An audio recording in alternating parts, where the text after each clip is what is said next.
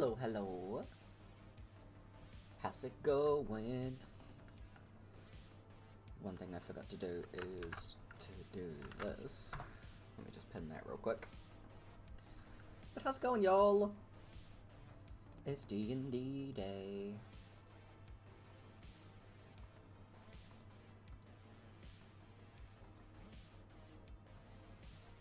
Hope everyone's had a good time this Saturday. Brooke's definitely getting all the head starts.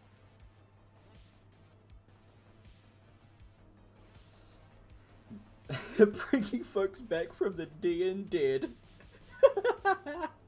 The session hasn't even started yet, and Kev, I'm giving you an inspiration point. Fucking D&D. Oh, fuck. That was fucking fantastic. Good way to start the episode. But let's jump into all the things that we normally do.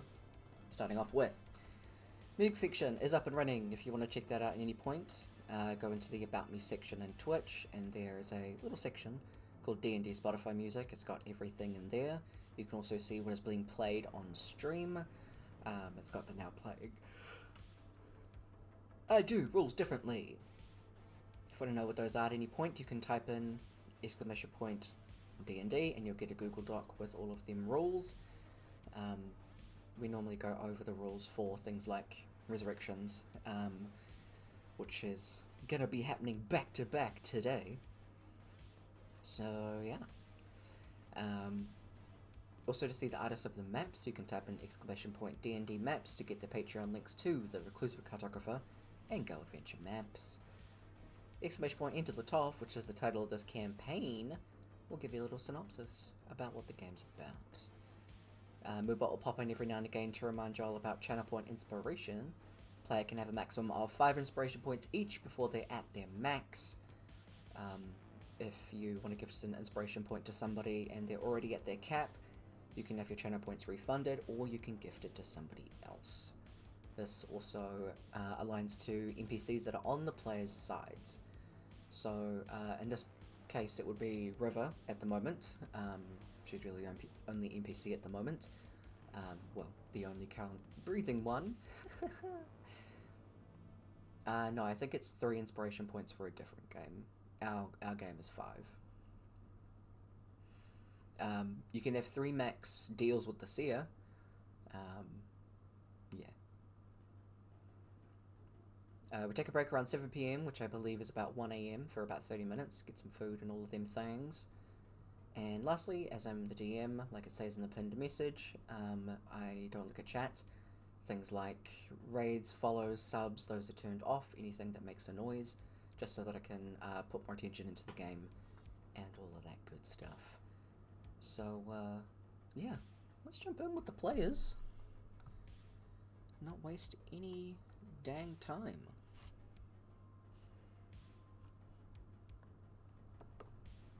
How's it going, peeps? Hello. Just gonna make sure that I've got everything. Hello.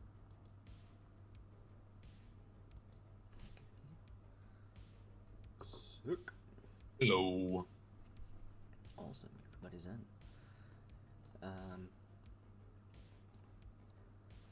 Start off with our pre-session character question,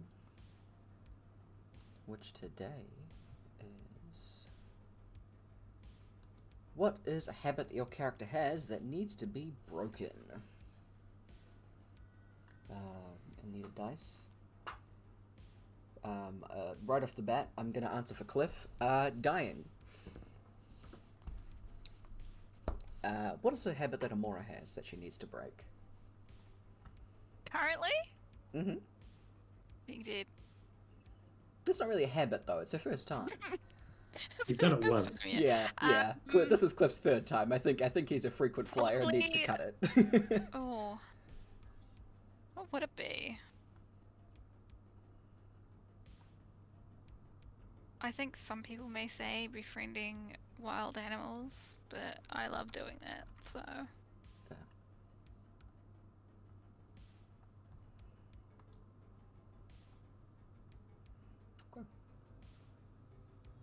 I'll go with that. What is a habit that Rook needs to break? I think doesn't really have any bad habits. Certainly not like picking up cursed artifacts and listening to them. Yeah. Excessive amounts of Yeah, I violence mean- when he gets mildly upset that his twin just died. That might be one. Yeah, I mean, he didn't hurt anybody though. Oh. He broke things like dead bodies or objects. You know He didn't hurt anybody.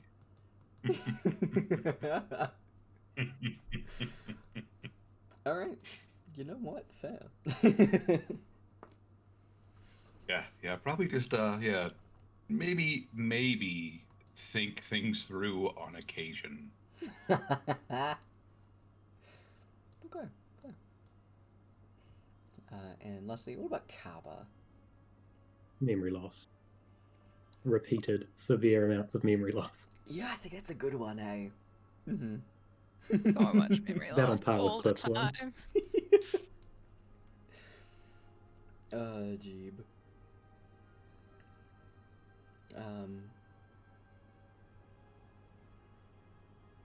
Yeah, I think a habit that River needs to break is, I was gonna say arson, but she doesn't actually do that very often. Not anymore. It sounded like So- she was trying to get out of doing thievery, and we just kind of forced her back into it. Yeah, Does I that feel count? like that might be one. Yeah. I mean, it was for a good cause. True. Good cause being Always for a good cause. Yeah, A good Absolutely. cause if it's our own. exactly. Hell yeah. So, if I find out where I'm looking. Session 80. The 8th of Drift Peak, 999Z. We'll get some gifts from Worm, who is just a little oddball. 2 out of 3 ain't bad. Very, very high odds. At least over half. And More than the other side. that's a very good point.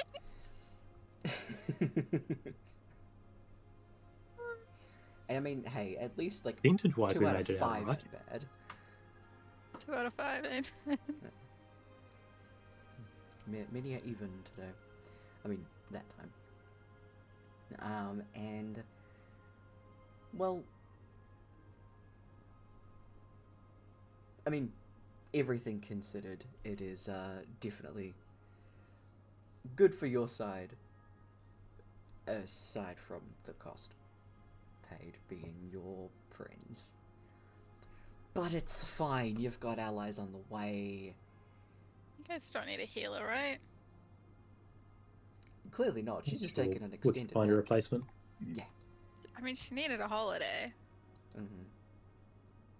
She's taken one.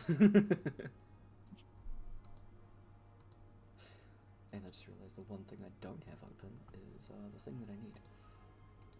So let's fix that. Picking back up where you guys were. You are setting up to have a rest. There we go. You unfortunately have about a day and a half until Leaf and the rest of the coyotes are going to get there. I need to turn this down.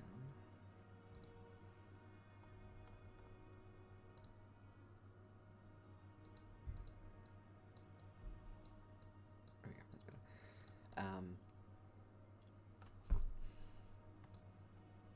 Yeah, you have about a day and a half until the coyotes get there. And from this, you have Cliff and Abora chilling as much as they can. Um, can I get Kaba, Rourke, and River to make a perception check? Oh shit, I don't even have a sheet open. Yeah, I'll get you to run stat things for River at the moment. When it comes to the roleplay stuff, I'll jump over that. What did you say? Perception? Correct.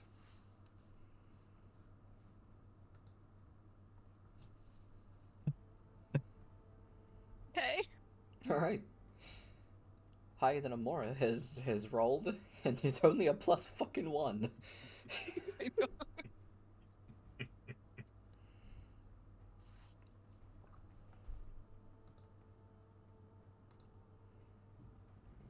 Just a second here.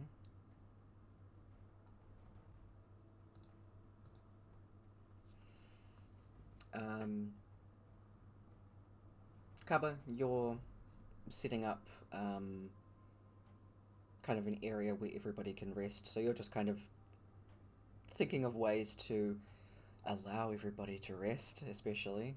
So probably setting up the beginnings of an alarm, and that's kind of taking up your attention at the moment. Rourke and River. Rourke, you're sitting nearby Amora, just kind of having her head in your lap, and the same is happening with Cliff and River's lap. The two of you are sitting close by each other. You both kind of hear this sound. You both turn to each other before looking up, and you see perched into like the top of a tree, probably about like 50, 60 feet from you. You can see close by one of like the massive tree trunks and branches, there's a cat. The cat has wings, like this purplish grey colour, and it's just kind of sitting there. It sees you looking at it, it's just kind of tilts its head, rubs against the bark of the tree.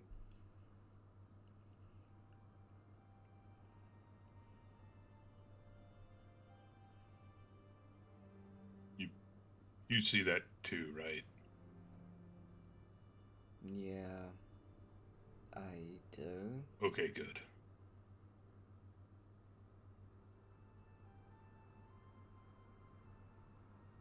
We haven't lost that much blood, we're fine now.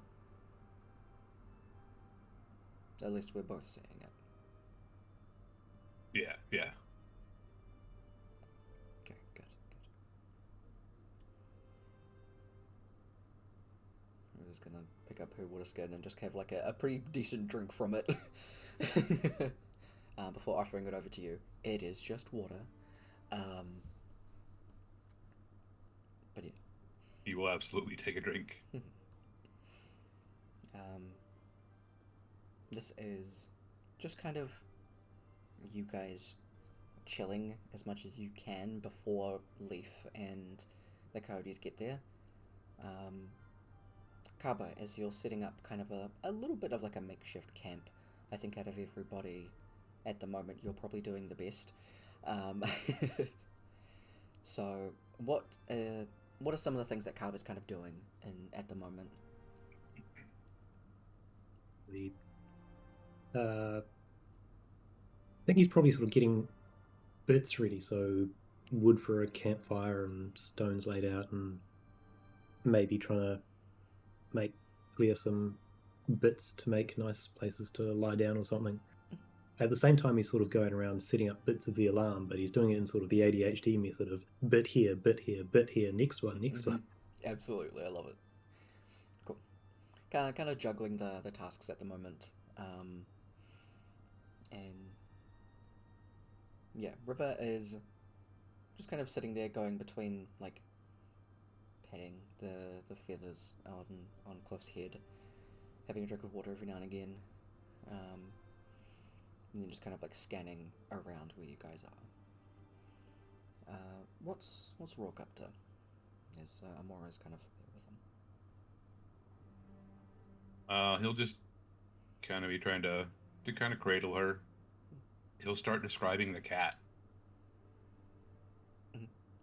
Feels like that's something she'd want to know about. Yeah. There's a purple cat. I think it's got wings. It's like way up in a tree.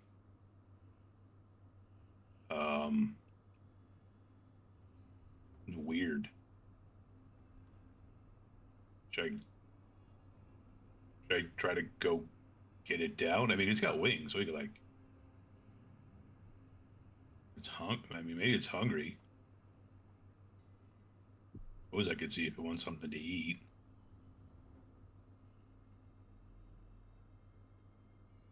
I'll sort of look up as he goes past, squinting at Rourke a bit, looking weirdly at the water skin in his hand. Or wandering off. Maybe he hasn't had enough sleep. Doesn't bother to look for the cat at all. I love it. Mm-hmm. Fair enough. Gives him like a pat on the shoulder as he goes past. You're doing fine, buddy. Okay. You know, he'll like gently lay Amora down, and be like, "Okay, I'll be right back." Two sec. Just like go to the base of the tree and like dig in his bag for something a cat might want to eat. Okay. You. Which will just consist of him like sampling everything that is food in his bag. It's gonna be goblin pickles, isn't it? I reckon it's the first thing. Probably. Give me an animal handling check.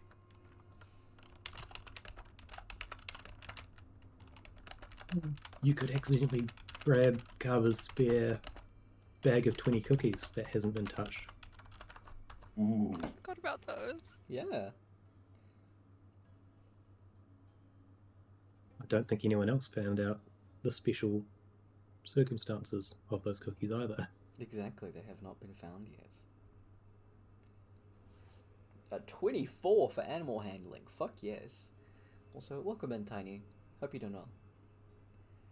Hello.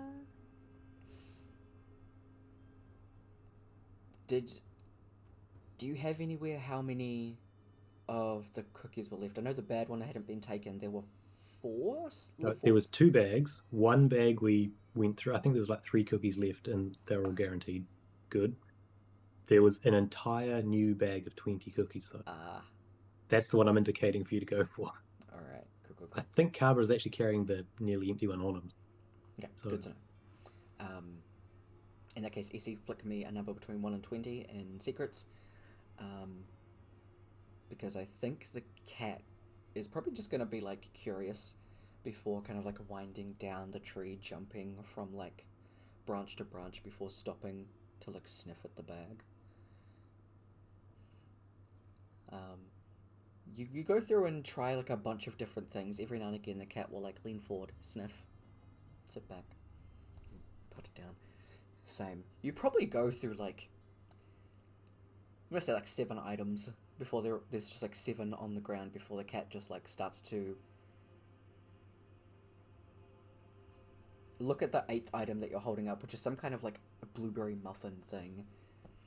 The cat tilts its head, jumps down onto the ground, and, like, casually starts rummaging through the pile of things on the ground.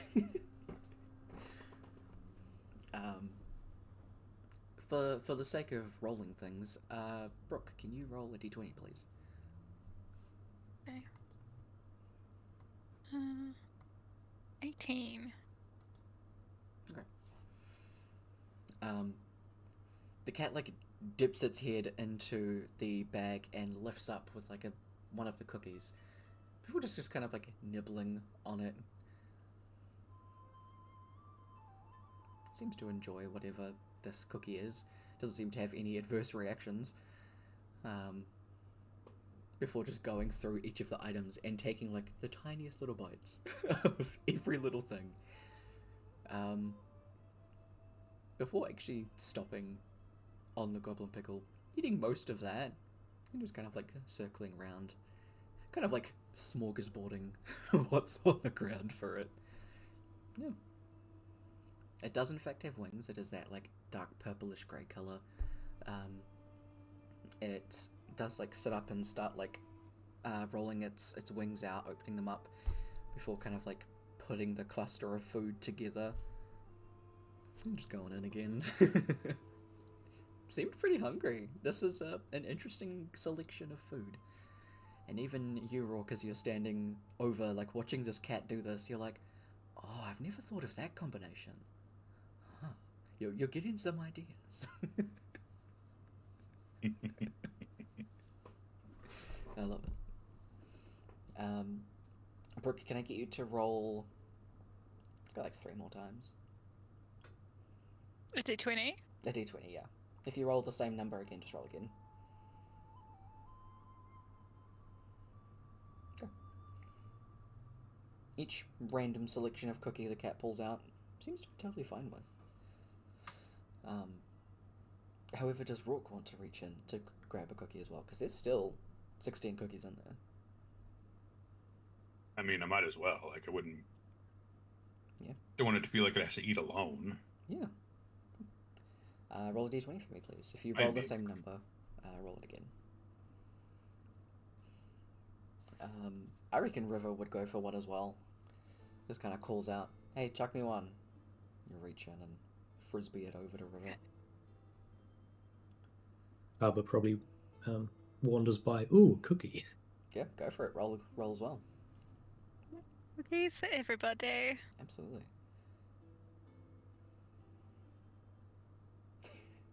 I was watching these numbers go by like, I wonder if it'll happen. Yeah.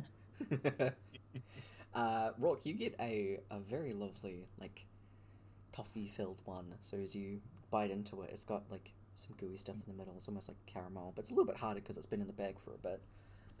But it's not, like, bad. It's quite nice. There's a River gets, like, a shortbread one. Thinking of cookies of like any. Kaba, you get one with hundreds and thousands sprinkles on it, and also in it. Fairy cookie. Fairy cookie. It's a good time.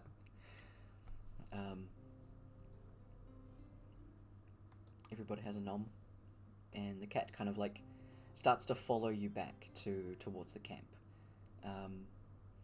As the cat is about to like enter where Kaba's already started to put up like part of the alarm, the cat actually does stop on the outskirts of that before looking at where Kaba hasn't finished putting the rest up yet, and goes around to that area before wandering in. And goes and just kind of sits at the foot of where River is pretty much in between where Cliff and Amora are laying. Just kind of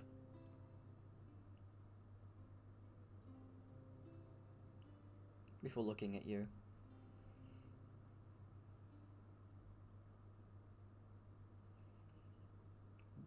Kind of goes up,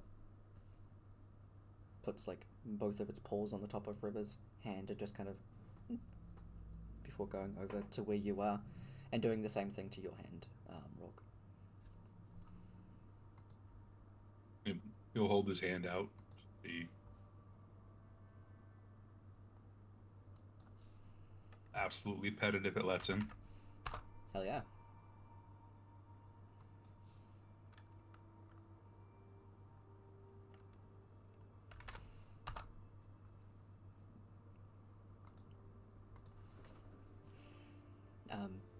Cat lets you pet it. It seems fine, and then just kind of curls into a ball and sits down.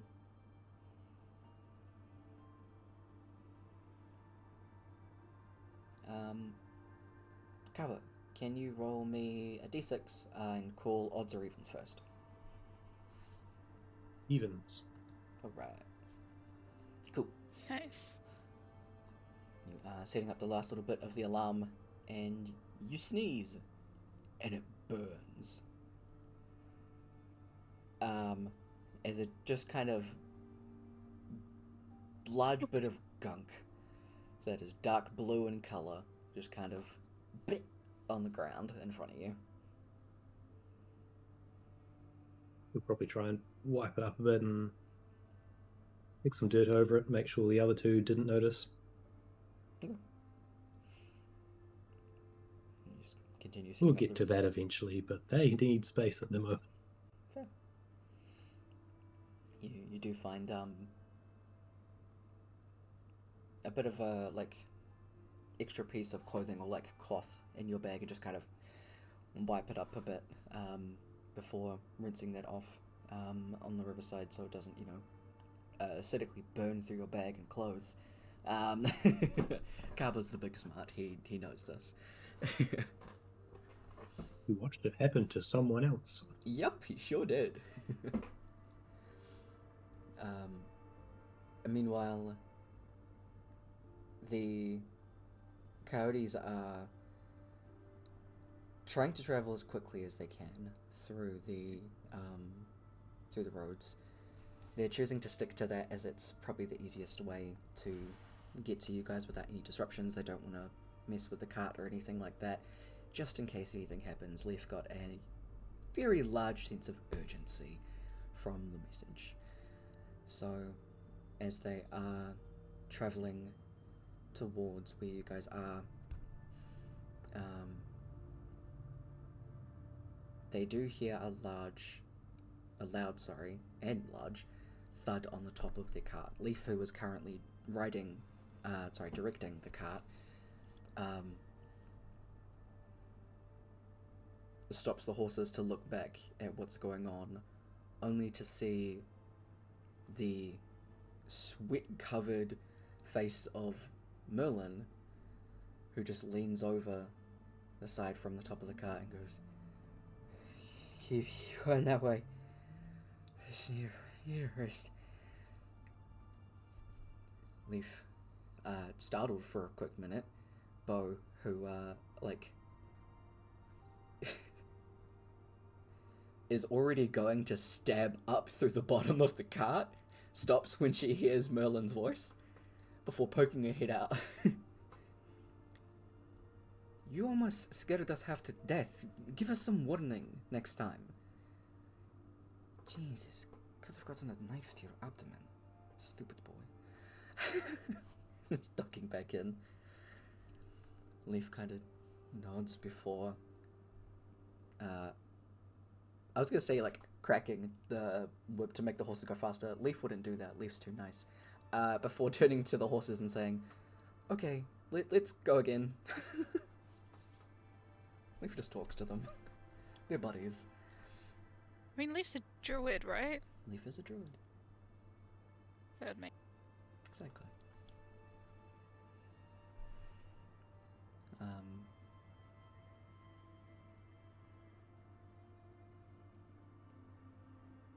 Is there anything that any of you want to do over the next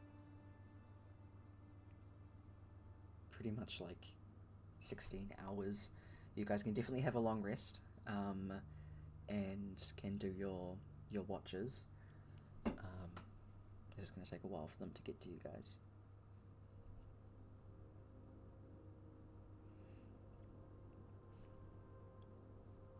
At least several hours in, once the others have settled into his homely preparations out in the wild open. Yep. We'll probably say that something along the lines of, we know how this is supposed to go now. We've got time. Do you guys want to prepare how you might want to bring these two back? We don't need to do it last minute anymore.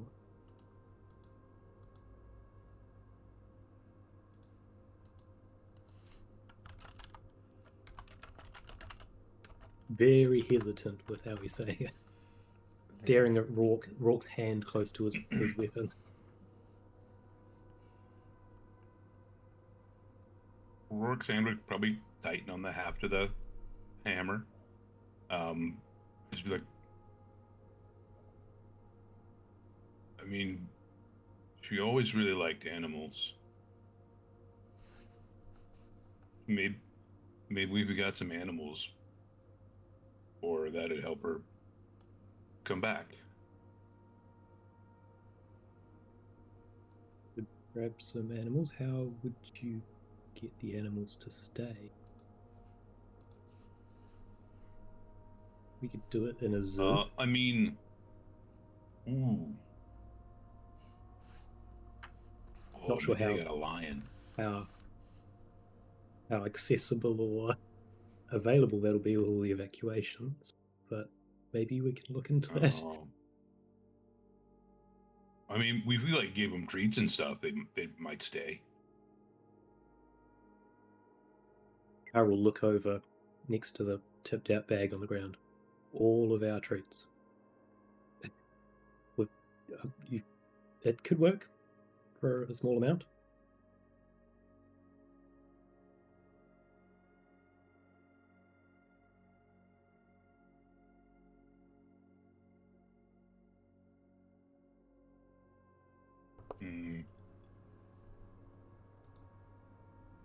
Yeah, and then they might like.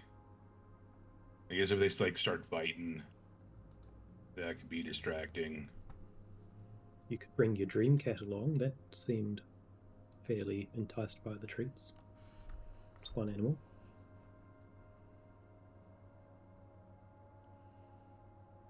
Oh, what if we got like a turtle? Because she like turned into that turtle.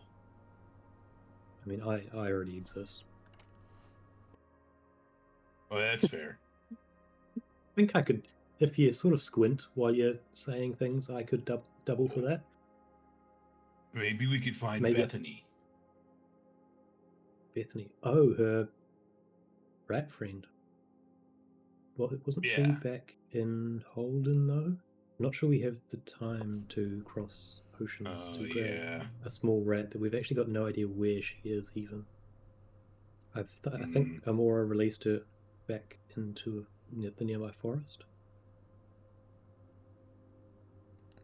Unless we could find someone who thinks the teleport's worth that. I hope those possums didn't get her.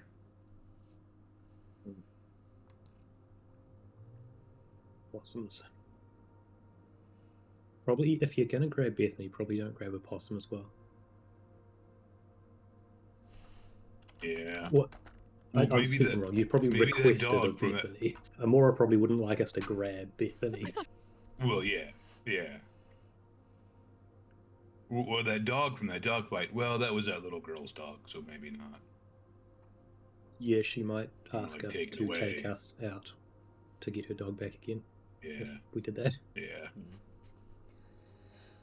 I don't know, River, just kind of listening to the two of you talk. I don't know how well rounding up a bunch of animals for a spell is gonna work, how still they're gonna be. Magic can sometimes go wrong as well, and that's a lot of collateral damage if that happens. Yeah. They're a less chaotic version. She'd be really pissed if one of the animals got hurt. Yeah. We could fake it. You get pictures of animals or toys. Or like stuffed animals. Yeah. That could work. Could carve a few, I guess. He pulls out the snapped tree plank, which he's kept as a memoriam to Rourke's efforts at carpentry.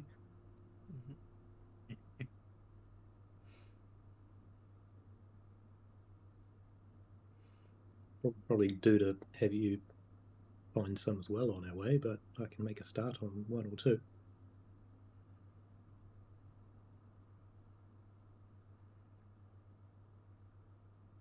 When I mean, like, if we can go back to the temple, I know that there's still some stuffed animals there.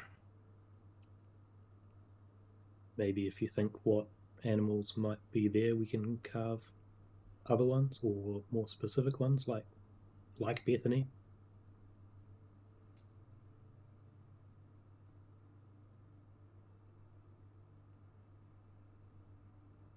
I think, like, if you can just carve some of the ones that, like when she turns into hopscotch, you carve like a little hopscotch, and like a little turtle Mora.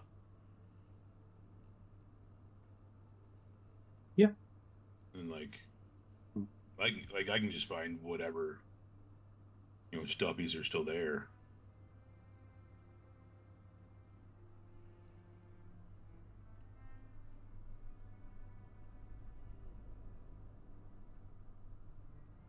What about Cliff? Does he like stuffed animals too? I'm not really. I don't think I ever got to see that side of him. Not quite. I mean, he did always love dogs. And,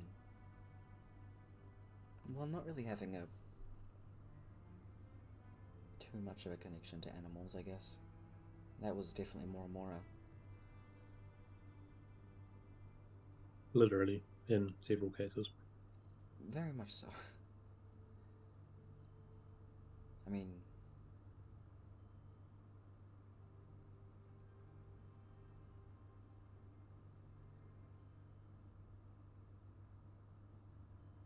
I guess one of the biggest things to Cliff was being free. Being allowed to be... It's not meant to be a pun, but to be a free bird. To be able to spread his wings.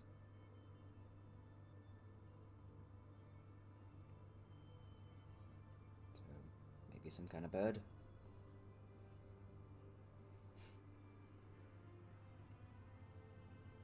I mean, he always did seem kind of a little bit vain as well, so what if we started on like a bird carving of Cliff?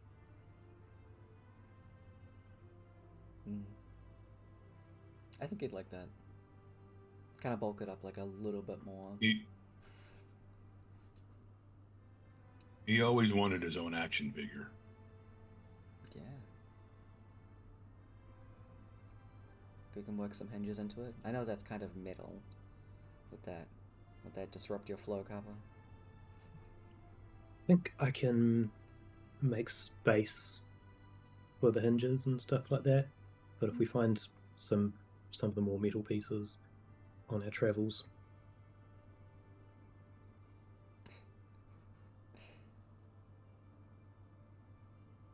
Oh, I'm sure whatever you'd make, he'd still be a static, Kappa.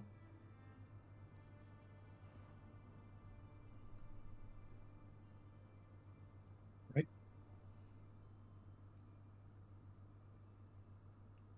He'll sort of start. He'll sort of start like dip his probably pull a little bit of ash out of the fire, wait for it to cool, and then dip a finger in that to sort of trace things out on the wood where he might want to set up a few of these things.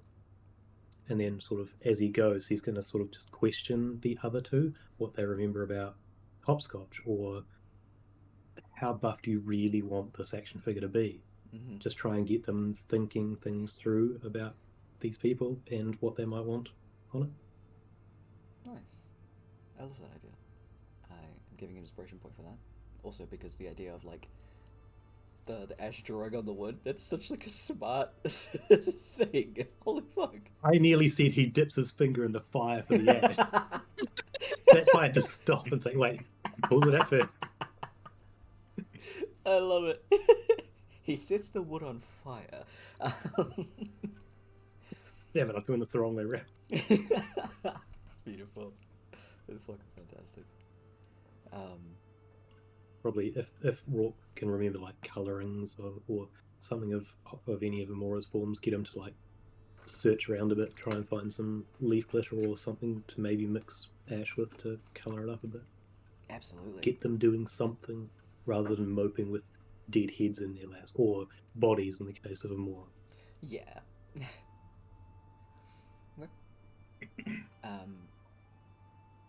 I believe they can enter and exit the alarm without triggering it for you, right? Perfect. At least.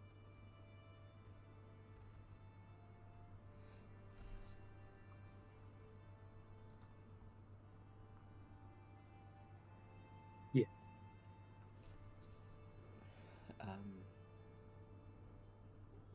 Oh, perfect. Cool. So you get them to go and do that and just starting to do some of those things before the sun like actually starts to set. They both have dark vision, but obviously dark vision has, I believe they're all in grayscale, unless for like very specific types of dark vision. So while while there's still light, we'll say, there's still light around going to have a look for things, and it does kind of lift your spirits a bit to just think of like the fun little games that you'd play with hopscotch, or trying to do like fun little tricks with Turtle Mora, trying to get like the placement just right so that she wouldn't topple off your head. Just little things like that that give you like a little bit of a laugh and kind of like lighten the spirit a bit. Finding colours and things, and as you're going around Rock, you even find like little clusters of flowers and things that, you know, Amora had pointed out to you on times where you'd gone walking and just been like, oh, I remember her saying how much she liked these and she liked the colour of these, picking up some just as little extras to start kind of like placing around her for the ritual itself. Sort of when Carver sort of notices Rourke picking flowers and stuff, an idea sparks on his River. Is there any like random? I'm not sure if this is really his thing, but is there any flowers Cliff liked in particular? Because like I could put small holes in the tips of his wings here, and we could put whole rows of them, like just real fancy, like Oh, that's really cool, actually. like feathers for like flowers for feathers. Probably have to be small flowers. I don't have a lot of wood here. Yeah.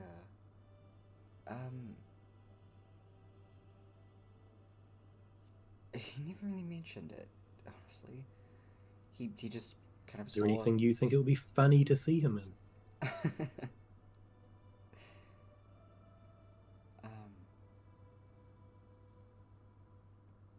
I mean, I can collect some for sure, and we can give it a go. What were the seeds that Amora had in her pockets for flowers? Oh, She had quite a few, right? Yeah, there was just like 200 at some point. Yeah. They're just random. Okay. Just as random, so they could be anything really. Okay. While you're out looking for flowers, and River does come to join you, Carbo, can I get you to make another perception check? Because you're basically the one that's at the camp right now. Never good to leave Carver in charge of perception things. Okay. Sick.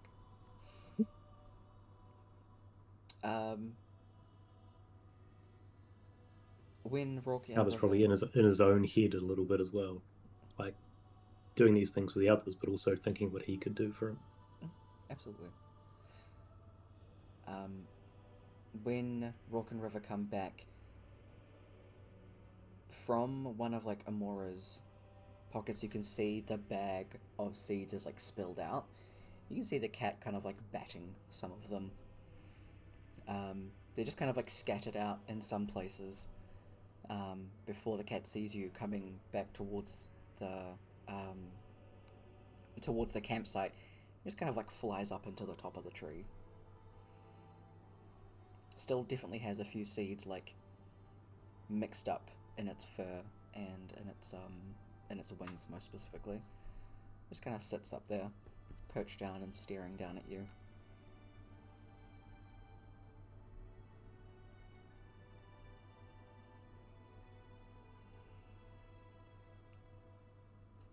Starts to like put them back, tie it up.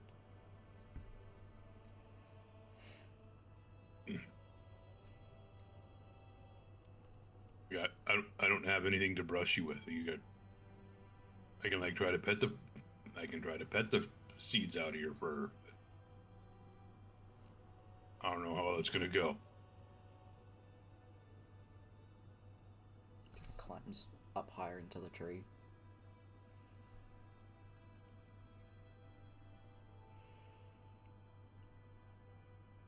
Do it yourself. I don't know why it's hanging around.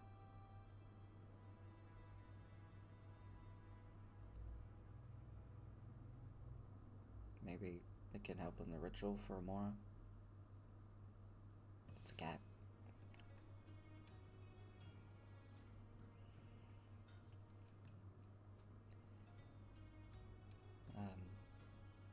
I found some of these, and River just kind of like lays out a bunch of flowers.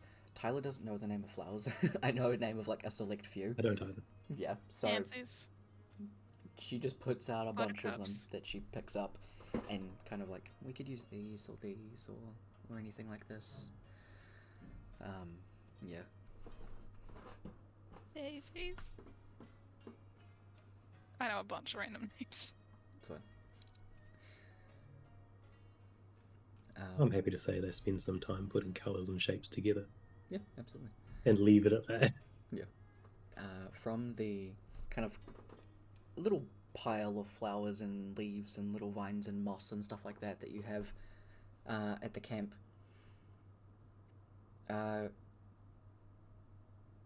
you're not sure if it's your bad memory, Kappa, or if it is just appearing. Every now and again you'll go to pick up a flower and then you'll see a different bright colour kind of appear, and it's a different flower. One that didn't seem to be there before, but it's another flower in a pile of flowers. It's probably just under another flower. You just kind of rifle through them.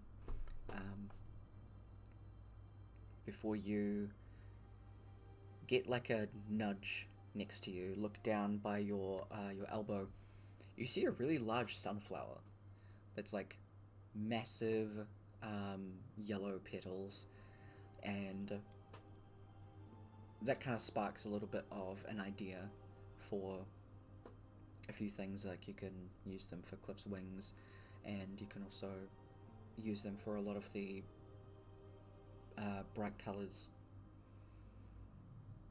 for really anything.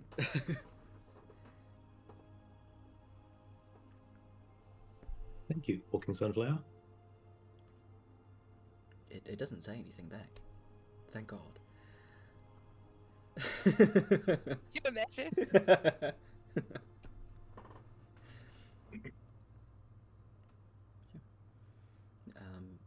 As it starts to get a bit darker, are you guys going to take watches?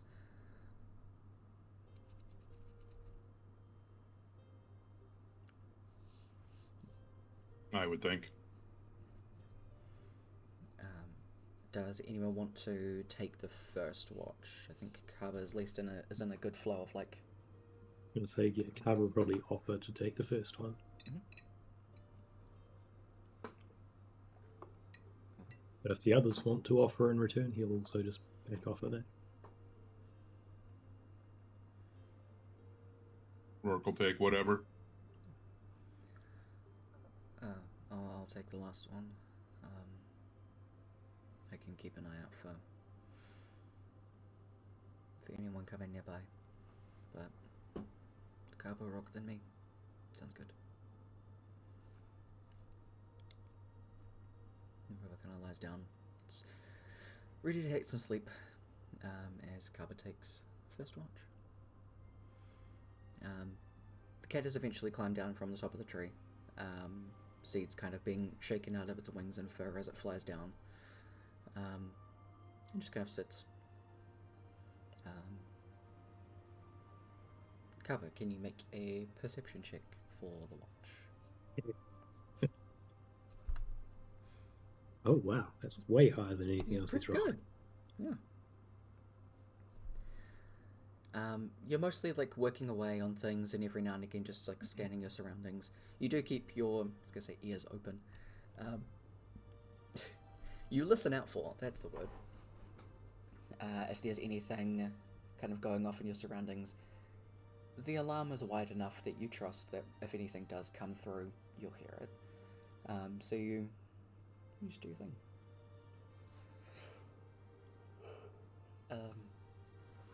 I'd say you've been solidly working on like paints and things like that. That you can get. I'd say like the torso and wings of the cliff doll done, and also I'd say Turtle Mora and Hopsquatch. Hopsquatch done. Hopscotch. Hopscotch. That's squash. Hopscotch. And get ready to start some of the other ones if you Bethany would be an attempt at Bethany would be next. absolutely. Oh, yeah. Because there's only 3 of you, your watches are kind of a little bit longer than they would be if there was kind of switching between 4 people. So I'd say probably like 3 hours into your watches when you go to wake up Rourke. I think because otherwise it's like 2 hours per watch.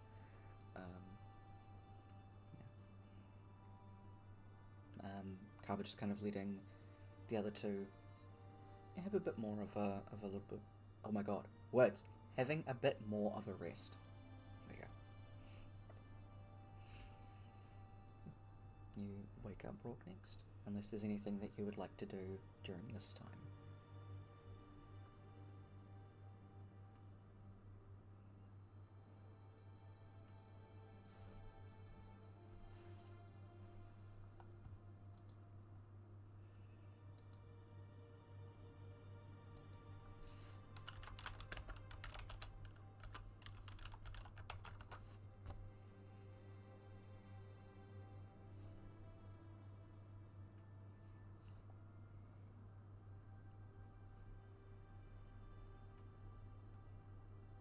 Are you looking for something, Izzy? Oh no, I don't know why, but I thought you were talking to Kev. No, sorry. Is there anything else that Carver wants to do before waking up Rourke? I probably worded that very weirdly. I don't think so. Cool. Not that I can think of. Rourke, you get woken up.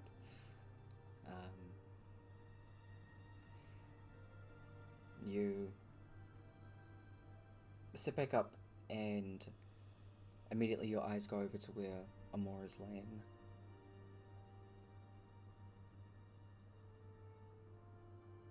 And you can see her bright ginger hair on top of her head that was not previously a thing.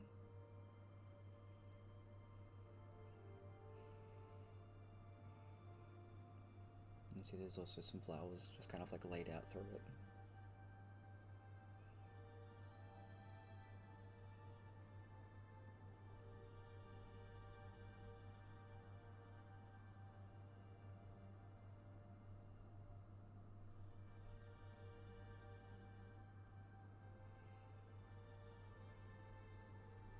He'd probably like reach down, just kind of like try to smooth out her hair a little bit. Mm-hmm.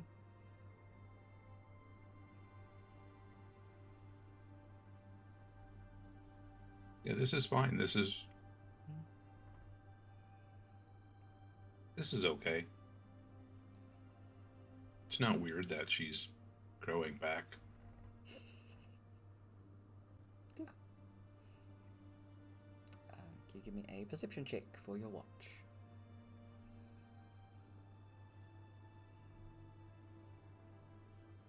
Okay. Keep an eye out.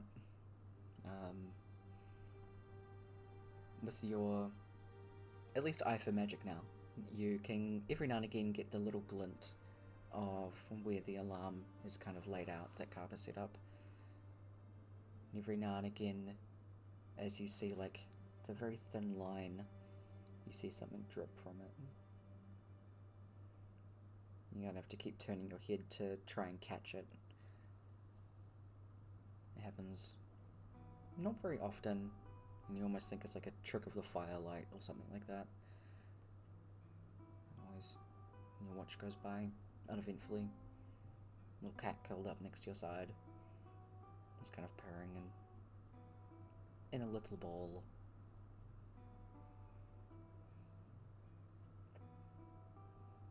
He would probably, like, halfway through, once he's sure, kind of Cobb is asleep, and River shall, like, walk out of camp a little bit and just kind of sit.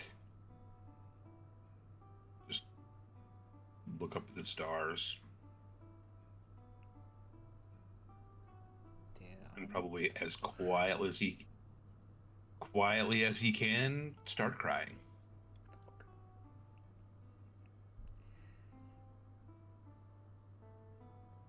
He looks up to the sky, just seeing fragments of people, trying to look past them to see any glimmer of stars as tears slowly start falling. Just lets it go.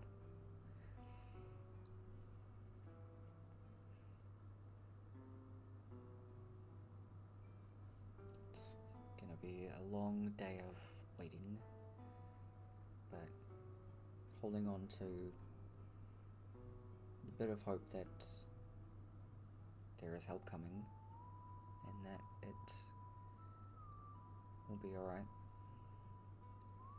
Listening to the sound of the river flow.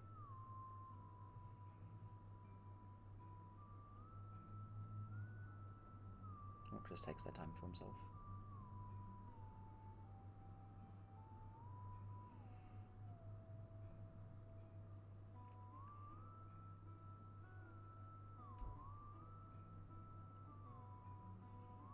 You're left by yourself for a bit, outside of the camp, down by the river, when behind you just hear a little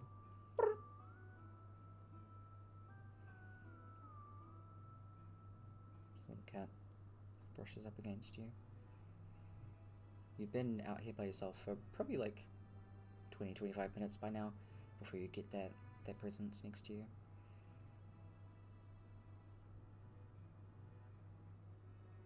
It stares at you with big golden eyes. Good. Oh, yeah. Yeah, okay. Well, probably head back.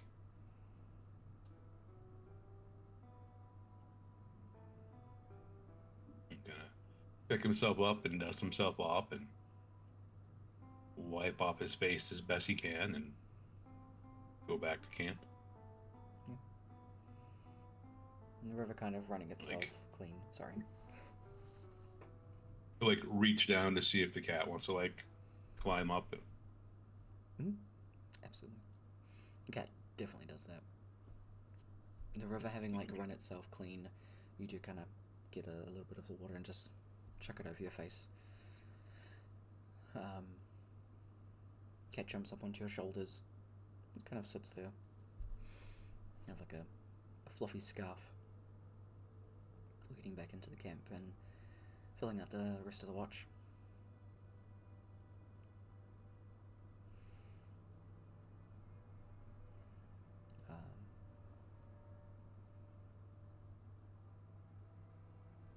While the rest of your watch happens, the coyotes kind of switch between someone's resting in the back and when Leaf needs to switch out to do their rest, someone else will take over and guide the horses.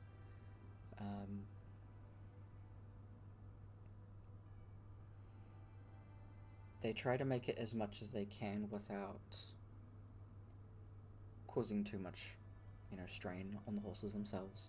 They are going at quite a quick pace, so eventually they do have to stop for the night.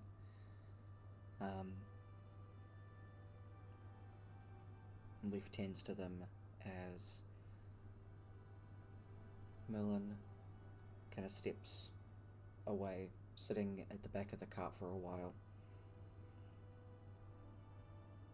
And he hears the sound of a twig snapping nearby.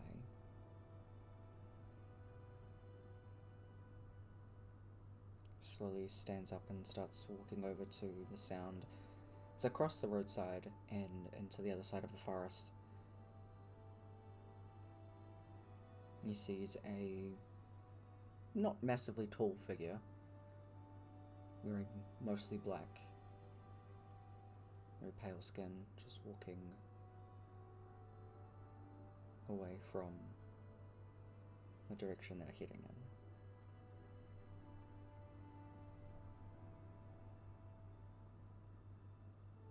The party don't seem to take any notice of each other. Millen feels his wings tense for a second.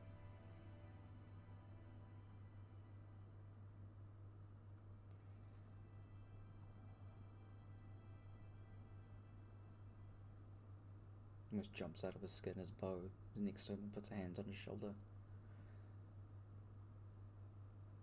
The stew's ready. You should eat. What are you looking at? Nothing. I just thought I saw someone.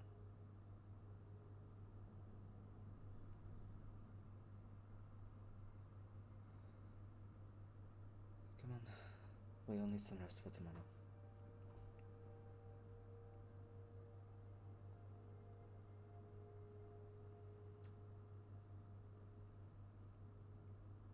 Is there anything that Rourke wants to do for the remainder of his watch? Nope.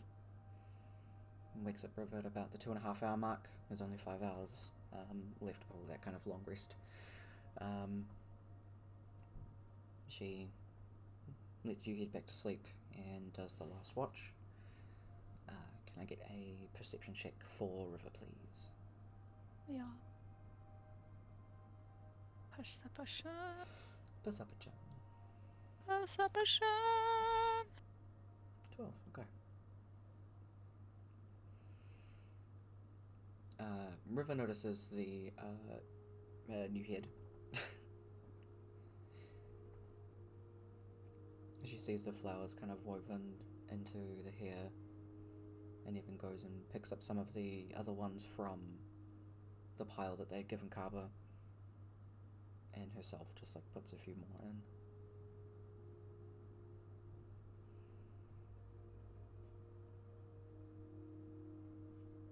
As you're about to start like drifting off to sleep again, Rourke, you start to hear River humming.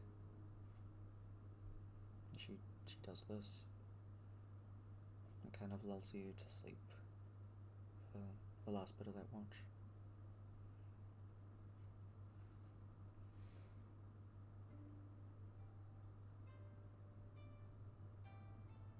River will kind of be a bit restless, getting up and walking around the camp, trying to see if she can find anything extra for Kaba, or hell, see if there's like a rabbit or a squirrel nearby, so that, you know, there's something they can chuck into a meal for tomorrow. As she goes to like catch a rabbit, she does apologize to Amora under her breath.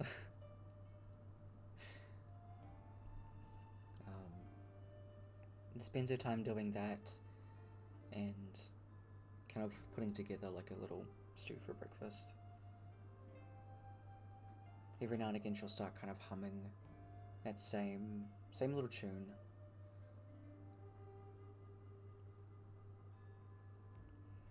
Before, as she's cutting up some of the ingredients that you guys have brought with you, she does get a couple of teardrops onto her hands. She wipes her face, trying to pull focus to doing something. Checks everything into one of the big pots, and while she's kind of mixing it, playing with the fire,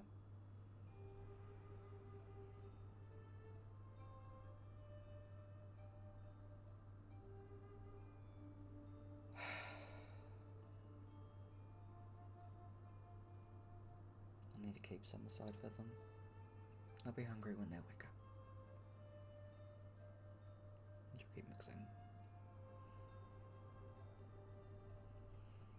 Kava and Rourke, you both wake up the next morning to the smell of food, as River's just been kind of mixing up this stew. Rabbit and vegetables. She's brought in some water from the river to put onto water from the stream to make this up. She dishes some up for everybody, and even gets out like a little bowl with some stew that she's put aside to let cool down for a while before she gives it to the cat. And you guys can all eat that morning.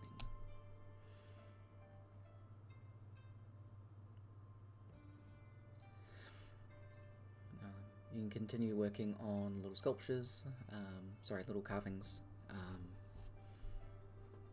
River pulls a book out of a pack somewhere and just kind of starts like jotting down some stuff, trying to figure out what she's going to say, what she could possibly say.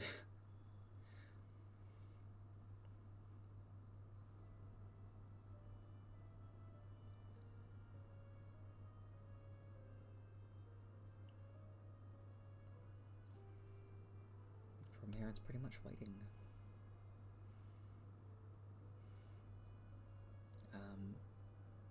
I guess unless you guys are going to try to head in that direction to meet them, but it would be on foot.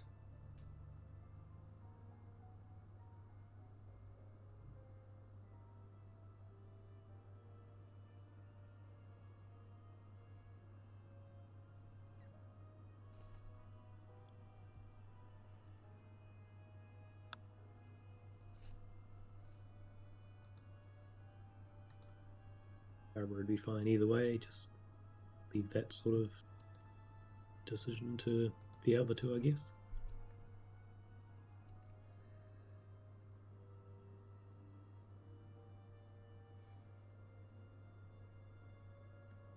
I wouldn't mind meeting them. He's just staying still.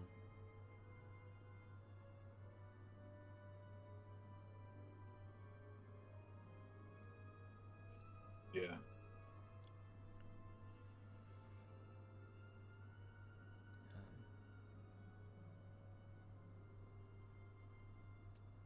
I can keep a lookout if you guys want to carry. Not exactly very strong. I don't really want to drop them. Yeah, no worries. Rourke will try to go find like a couple of like younger trees or good sized branches and hack those off and try to turn it into like a litter, something that he can just kind of like strap behind him. Mm-hmm. Yeah, you can absolutely do that. I'd say you and Cabo working together can get that done easy as. It's kind of like a little sled thing. Yeah, easy as. Probably takes you like a couple of hours to make something that's pretty sturdy. The road itself is like dirt. It's a bit bumpy, but Carver's expertise definitely helps. So you make something that'll definitely hold a significant amount of the way. But yeah, you immediately head out. Let's drag you guys to here.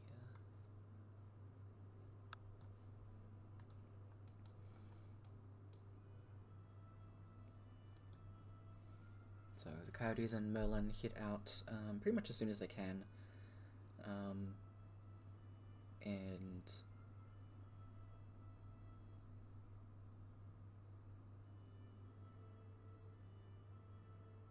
traveling at a fast pace with you guys walking on the other side, I'd probably say you'd meet them in about... So it's be a day. I guess like 18 hours. So you managed to cut like a pretty... Actually no, I'm gonna say 16. At least a decent amount of time trying to get closer to them as well as them traveling quickly. You'd probably meet up just a little bit outside of Shadowfen. And try to think.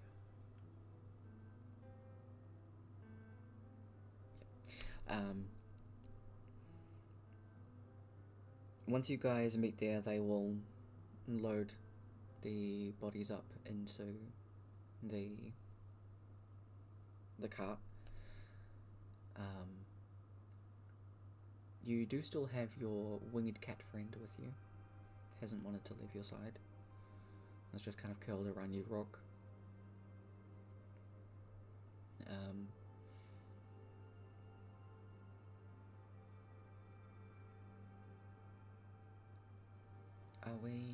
Are we heading back to To Canellan, do you want to do this at the Love Shrine? Yeah. Okay.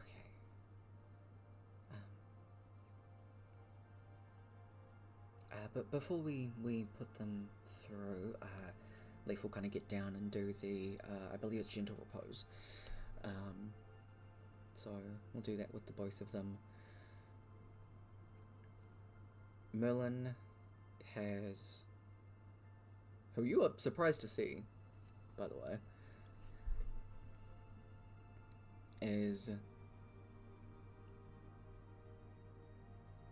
lingering around where Amora goes.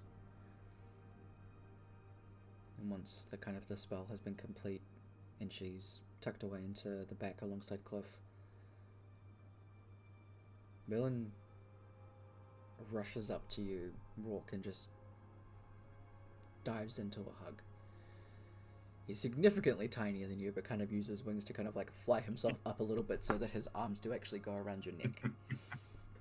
So it's a bit of fluff and feathers, but he does, like, you know, as much as he can crush anybody, being a fucking sorcerer versus a barbarian, give you a hug.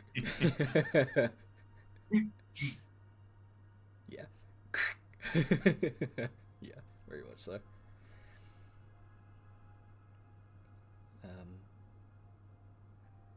You will get loaded up as much as you can into the cart, as Merlin will stay close by where Amora's body is.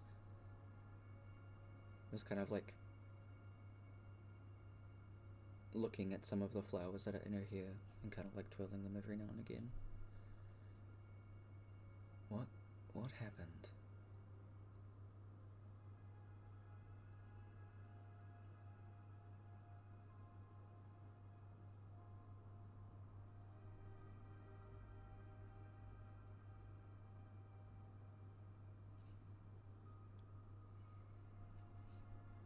You know, typical stuff. Fighting, shadows, magic, weapons everywhere. Bit hard to get a truly complete picture of any particular point of it.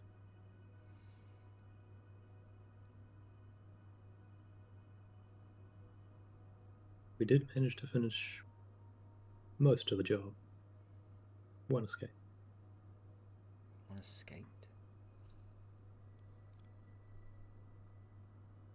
Yeah, the little vampire guy. What did he look? He What got did away. he look like? Rourke will describe him. You see the features on... You see Merlin's eyes get darker. Since first meeting Merlin, obviously he had been covering one of his wings to make it lighter, and had very significantly been hiding the horn on one of the sides of his head. Rourke, you remember a lot of the bullying that Merlin used to get about being an angel fiend.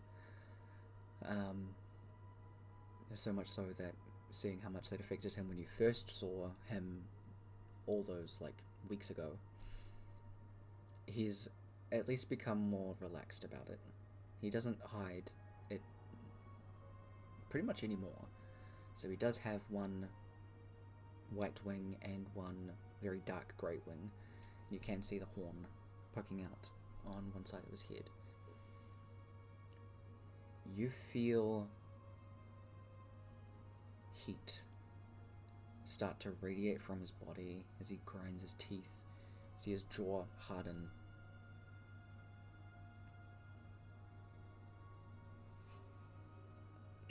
Did you see him? He was a ways away from us, but when we stopped for camp, walked past.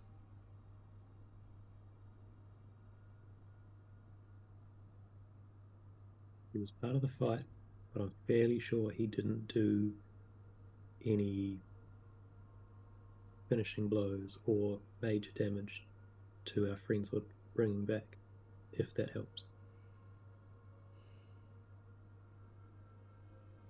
No, that was the other two.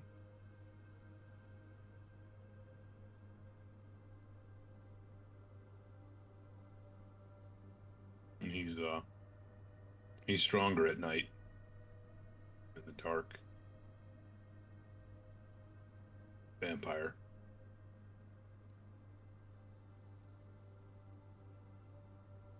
We'll find him. We will.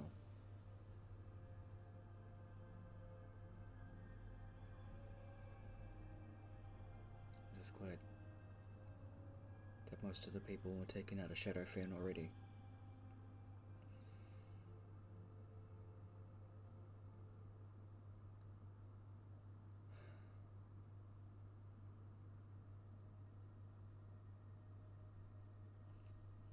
Hopefully he's still weak then, without any source of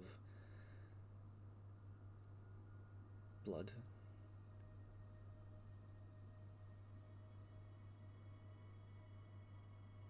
I mean, he seemed kind of weak anyway, to be honest.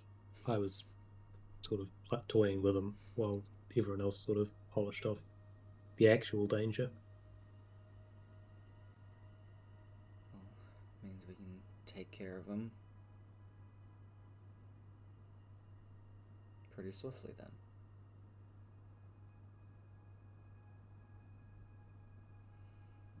He was kind of feeding off both of them. And they would protect him.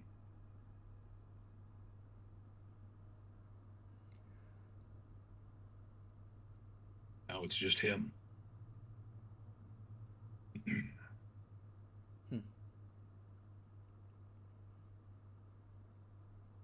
Makes sense why he didn't approach us then. Rourke will grab one of the stakes that Kava had given him. Hand it over to Merlin. Yep. We'll take a few of them. I think Cliff had 3. Kind of divvy those ones up between the Coyotes and Merlin.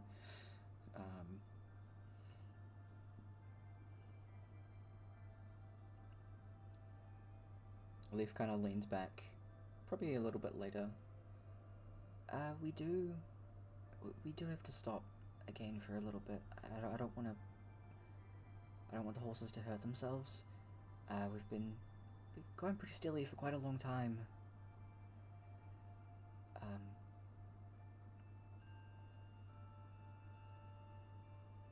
So maybe we can just rest for maybe for a little bit. Yeah. Get the feeling that this would be Amora's preferred choice. And Leaf kind of goes over and actually like pats Amora on the head. Always thought she'd be a very good druid.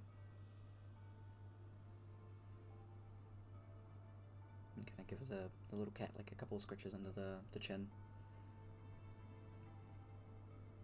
Always have innate fondness and connection to animals.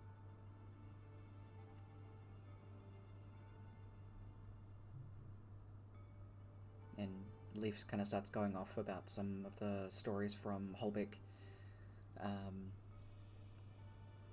One of the first ones that they bring up is, I'm pretty sure when I met her, she had a rat with her. The rat was quite lovely. Said that she took Do you very good care remember of it. any specifics about the rat? Carper will pull out his half-done carving, ready to, add any inspiration given. Oh, and Merlin will start. Not Merlin, sorry. Leaf will start going into immense detail. Even some a little bit unnecessary. But I don't think I should carve that part. I mean, well, it's a distinct difference because her tail was shorter, so that's why she was probably quite young, and just goes off into like that kind of thing.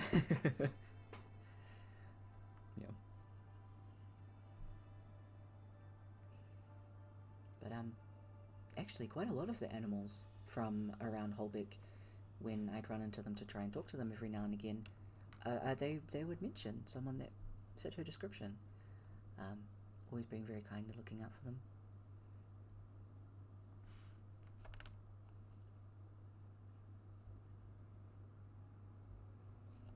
Everyone would set up for camp for just a little bit at least. Having some food. Bo kind of sits nearby River. River doesn't really seem too keen on leaving the back of the cart, so she'll stand nearby and just kind of lean against it. Merlin sits inside the cart, just staying nearby.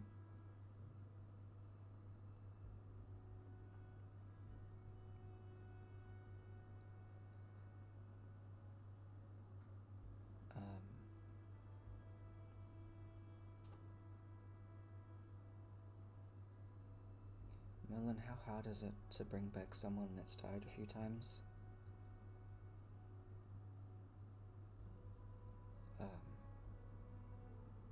It can be increasingly more difficult to try and guide the soul back to the body.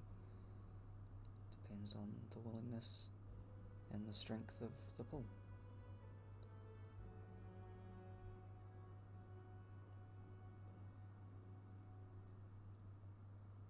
How many times? This is his third. I don't think anybody else knows about the first one.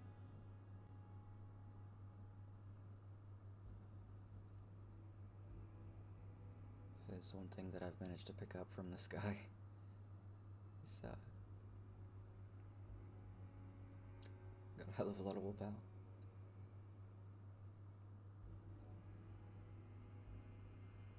I'm sure he'll find his way back. We'll do what we can.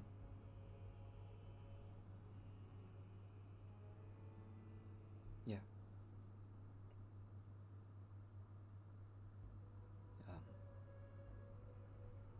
Do you know how many times is Amora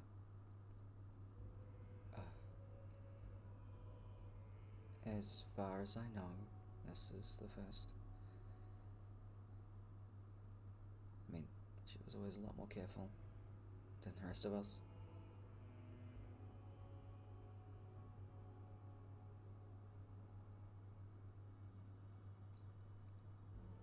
Melon kind of like lets his shoulders drop.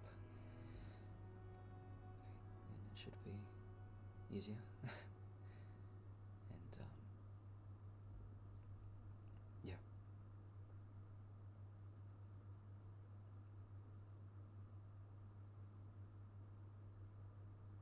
Were you nearby her when this happened? No, I was on the other side of the river.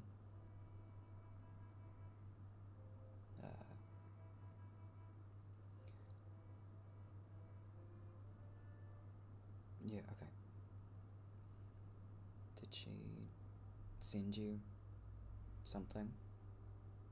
Did she do something?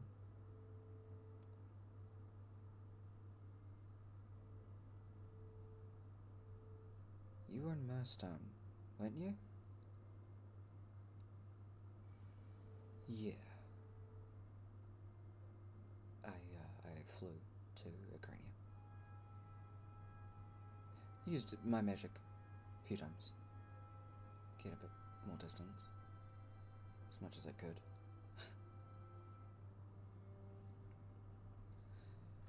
Dimension Door's a great spell. River just nods. 500 feet helps. Kind of both like chuckle onto their breath a little bit.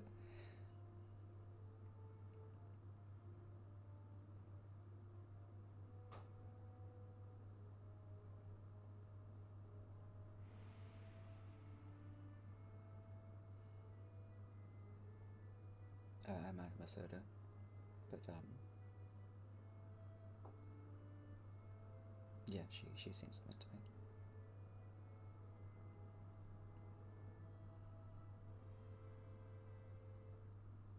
River kind of gets like the slightest little smile on the side of her face.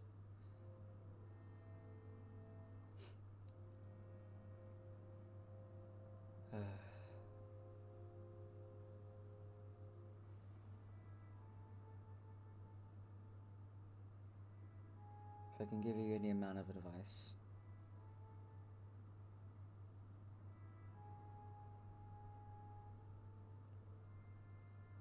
not holding back will probably help guide her. You're not protecting her by keeping any of that at bay.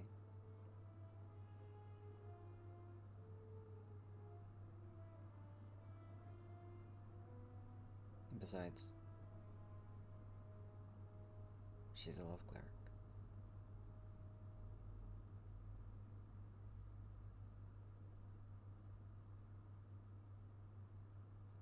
Yeah, you're right.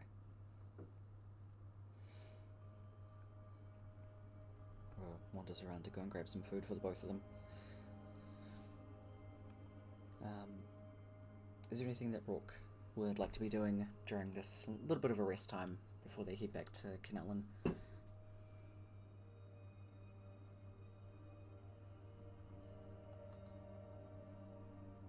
He'll probably just take a little bit of time, just kind of walk off a little bit. Just kind of be away from a group of people. Mm-hmm.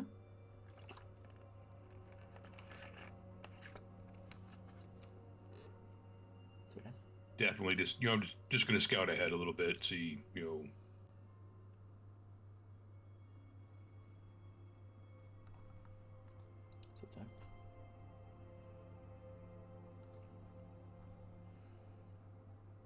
then probably just like look over his book, his yoga book. Yep. Go through some of the stretches and the forms. Yep. Cool.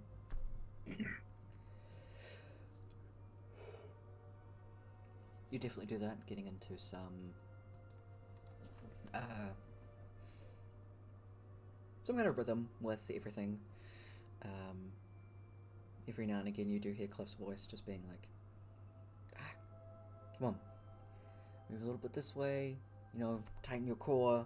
Yep, perfect, you got it, mate. And you can kind of hear that like encouragement as he's just kind of guiding you along through it. Every now and again you feel like you actually feel like the pat on your back. Say during this time you can definitely mark down another 4 hours. You've been doing it with help, so you've gotten better at going about how you read through it. What about Kava? We just trying to continue carving as many animals for Rourke as he can. Cool, absolutely.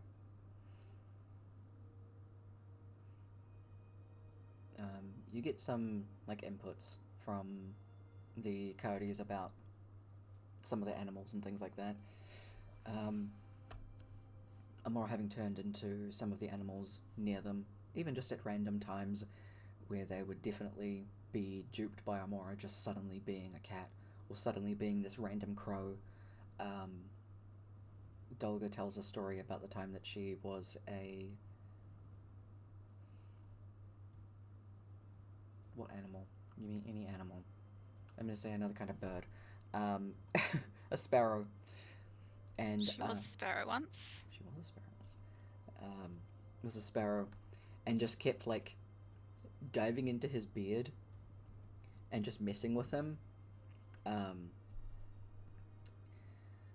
He tells that story with a gruffness that sounds like he's pissed off about it, but he has a giant grin on his face.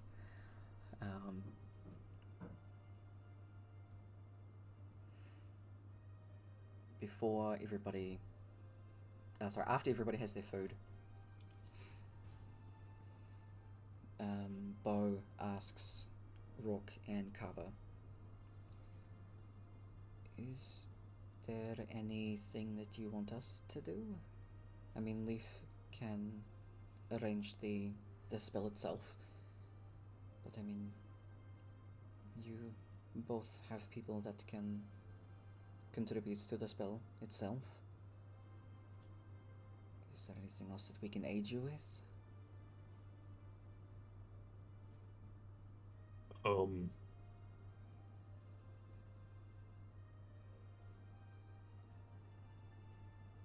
We're gonna need some stuffed animals. Or like little animal figurines, statues, whatever you can get.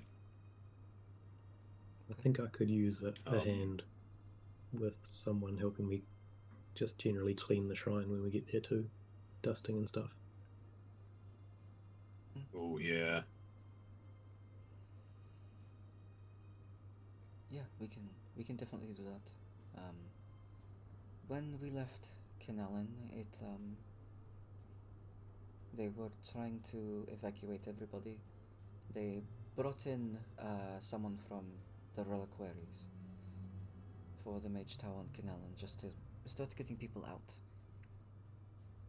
You know, they aren't Did you exactly catch aware a of name? the threat.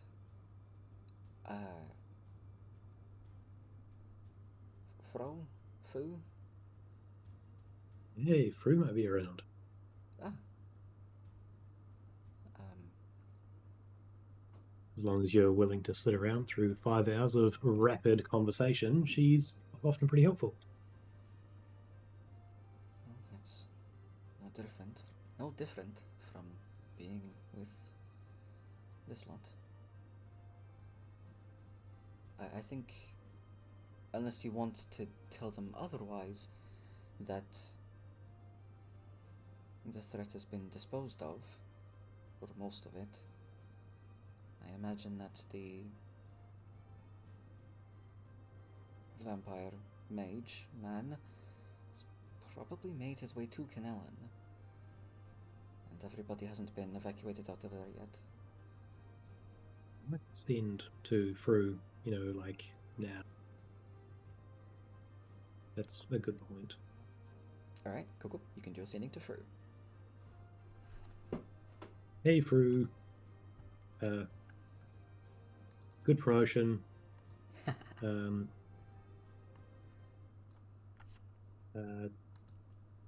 Demolished most of Trio. One vampire possibly headed for Kenallen. We'll be there sometime soon. That should be 20 words. Too tight. Trying to find a Tolga. Is that everybody that's with you right now? Yes, it is. I just have to update that because there are more people with you. Also, hey Solid10, how's it going? Hope your D&D stream went well. Thank you for the raid, friend. Welcome in, peeps. The response that you get is immediate. Hey, pretty busy. Thanks. Unexpected, but I'll take it.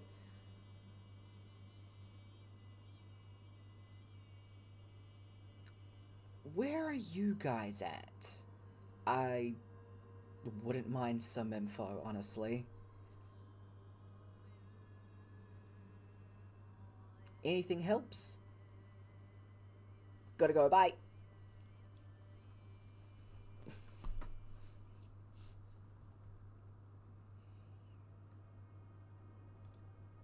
We're partway between Shadowfen and Kenallen on a comfy cart.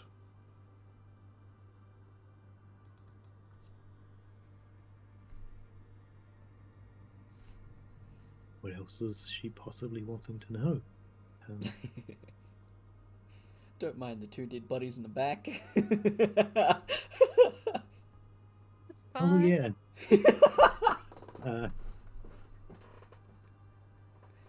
I will have a couple of friends to bring back on return. That's either 15 or 20, something like that. Couldn't remember how many fingers I'd put up and down. I do that as well. I may or may not have done over 25. I can't remember. I don't think. That's like,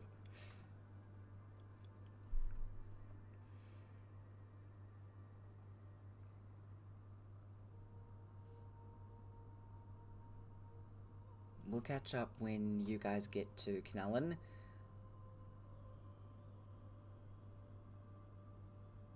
Not entirely sure what you mean about the other people. Hope that's not bad. Catcha. Cool. Yeah, very much like garbled string of words, very, very quickly. Not too much thought. Yeah. I will say, because I completely fucking bypassed this and forgot, when you guys passed through Shadowfen, there were still people around, but there were not very many of them. There would be maybe like a few guards around, or a few people that had adventuring guild emblems. You did hear like a little bit of commotion from some people just really not wanting to leave their homes. Like, this is where I live, whoever tries to come through here, I will fight for, like, my home, so they won't, throw them out. And so, while Shadowfen is the capital of Acrania, the continent you're on, not everyone seemed to have wanted to leave and were ready to stand up and fight. You guys didn't really spend too much time in the capital itself. It was kind of just like a straight through. Yeah.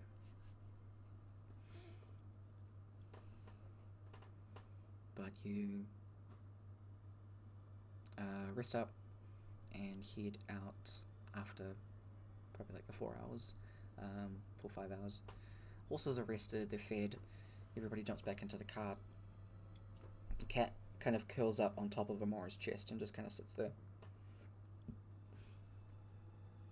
And every now and again, Leaf will look over at the cat.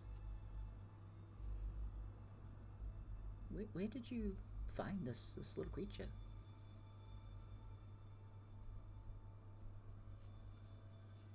It showed up in a tree near us. Oh.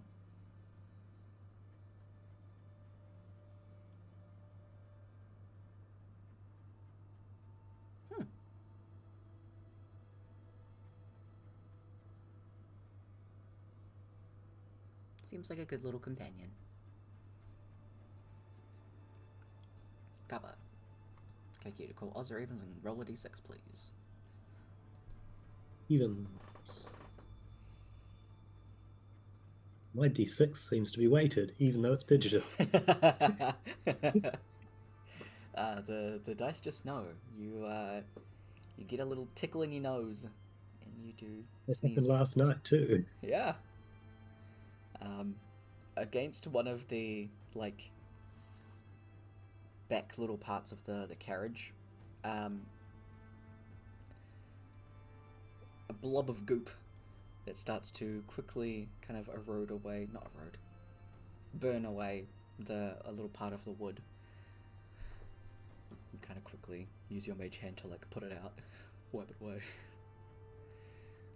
Sit out the back.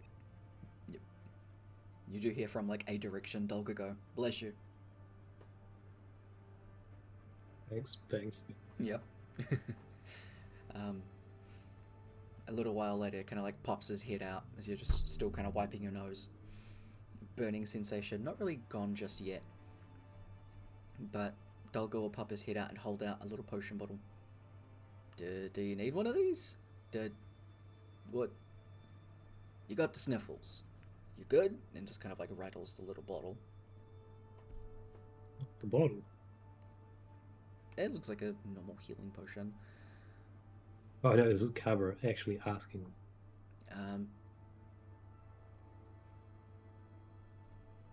kind of swirls it around, pops the cork open, sniffs it a bit. I'm pretty sure it's healing. I will raise an eyebrow. Go, you know what? Good enough. Yeah. Yep. You down it. You feel feel the potion going like through your mouth, down your throat, into your stomach, and then it just kind of sits there. And as you're writing the card, it kind of like jostles it every now and again. Dolga just kind of gives you a smile, takes the bottle back. Orkaba's thinking to himself, not sure it's supposed to do that. A little bit. Not sure it's supposed to not do that. Mm-hmm. But the sitting feeling and you being jostled a little bit, just a little bit like uncomfy, starting to feel a little bit bloated. I've been working on that one. Hopefully it's okay. I mean, oh wait. Oh, hold on. It holds out another bottle that is exactly the same as the one he's holding that's empty. Pops a cork on that one. The healing one's sweeter.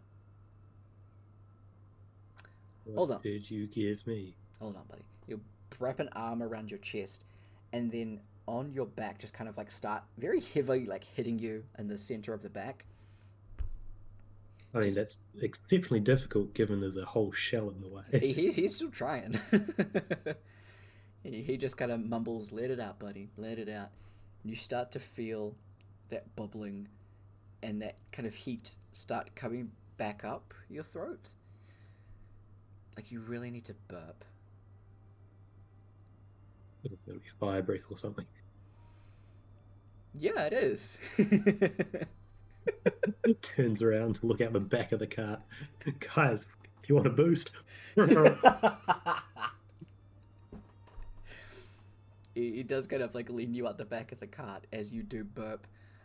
It stutters the horses a little bit, so they go faster for like a little bit. Leaf calms them down. But you do notice along with the fire, you do cough up a bit of that dark blue liquid as well as it comes out with it. So the fire itself comes out like a roaring red before it kind of like flickers to this deep blue for a second. Like it's switching between those two different fires, and then just a couple little coughs of the blue sludge land on the ground as you're trotting away from them. You have indigestion. Probably lean over to Rourke at this point and tap him on the elbow. Hey, buddy, I know we're sort of got a rather large priority at the moment, but shortly after we do that, I think we need to head back to the Feywild. Okay.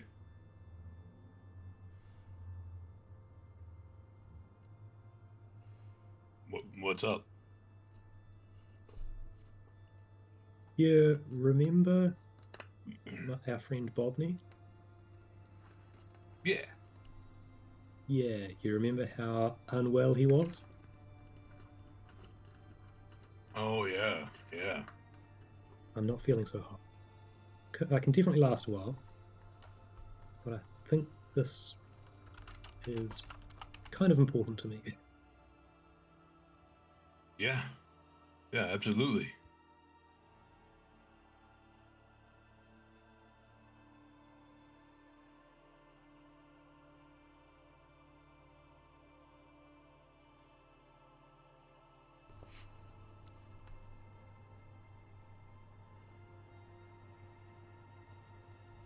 I mean, it should be That was better than our everything, last yeah. trip. Yeah, unless, you know, the Feywild's falling apart. It didn't seem all that stable last time we were there.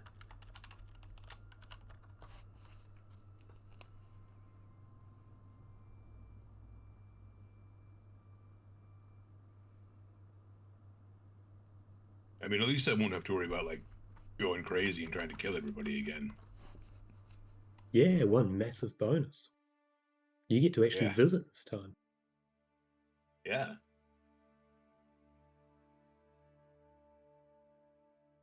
Can you think of anything you'd like to see while you're there? I mean, I don't really remember much of it last time, so I think I remember Finch mentioning an I fail tower. ooh.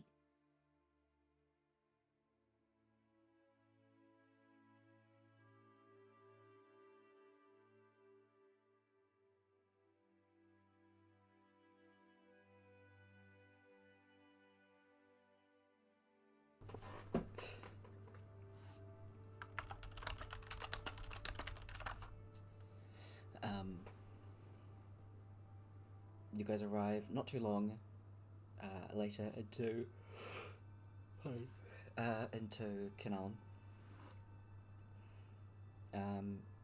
Along the ride, the chaos has definitely died down quite a bit. There's not as much going on. There's still a lot of people out on the streets. Places are closed and boarded up.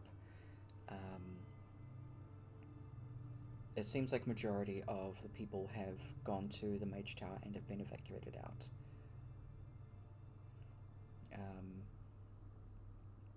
You head straight to the Love Shrine, and immediately getting there, take Amora and Cliff's body out into the main chapel area, where Leaf starts to get everything ready.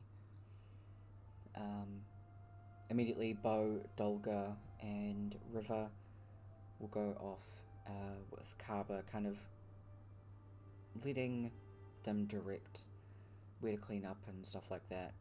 Rourke, you go along to help Leaf move some of the pews and stuff like that. Give you enough space to start these two rituals, so at least Leaf can get both of them ready, and you can just get them done.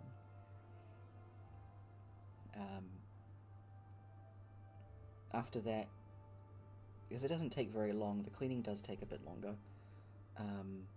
Rourke, you wander through to Amora's room.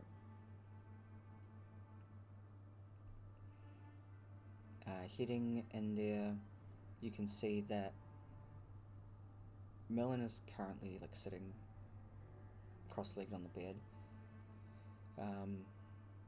with his head in his hands.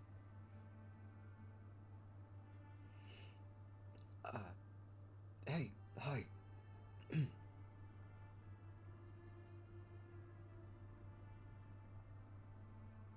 You bend down to squeeze through the door frame. Mm-hmm. Very much so. Try to sit down on the floor. Doesn't want to sit on her bed because you'll break it. Fair. Just, oh, you're good, man.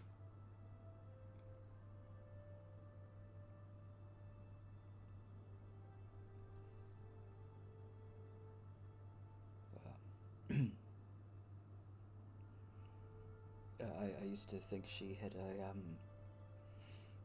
think it was a platypus or something. I don't know. It was something like that. She had a little one from when she was younger. In here somewhere. I don't really remember where she put it. I thought that would help with the ritual. You were looking for animal soft toys, right? Yeah, I mean, just things that have meaning to her,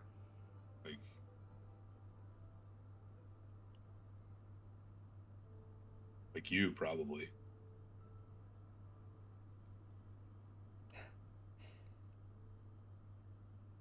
I planned on being there. I've really planned on leaving.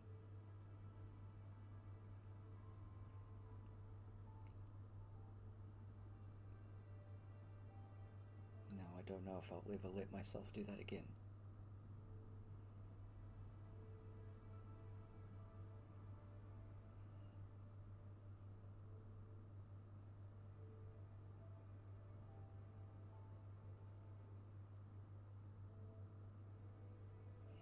Yeah, I get it.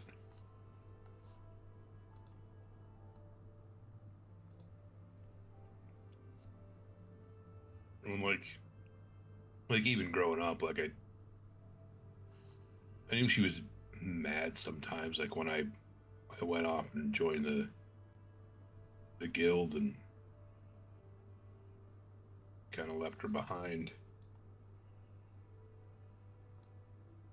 I didn't really understand, or I didn't want to understand why.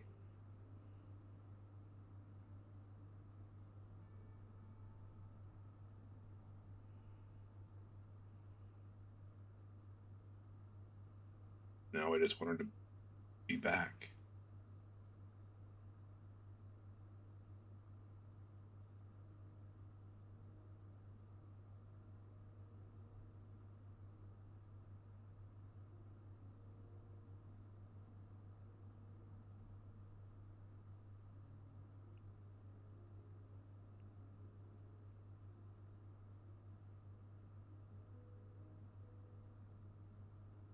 It's weird how life kind of took all of us, huh?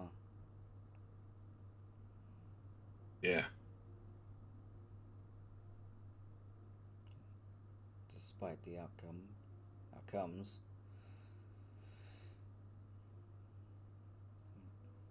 I'm glad we were able to reconnect.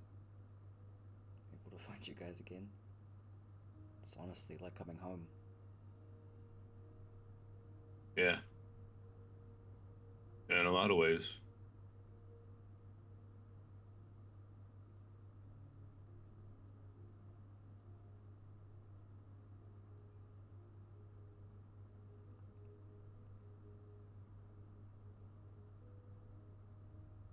What kind of stuff did they teach you about love here?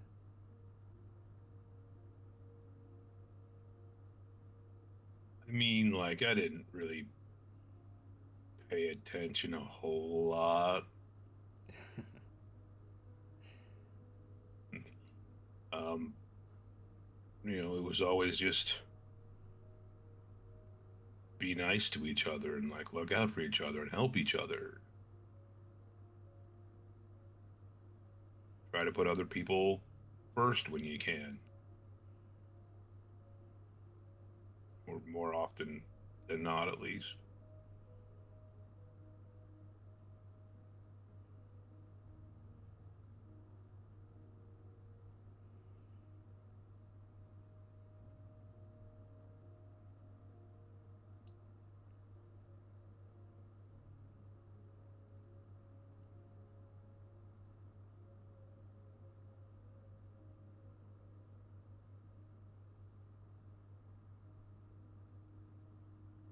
How would you show someone that you love them?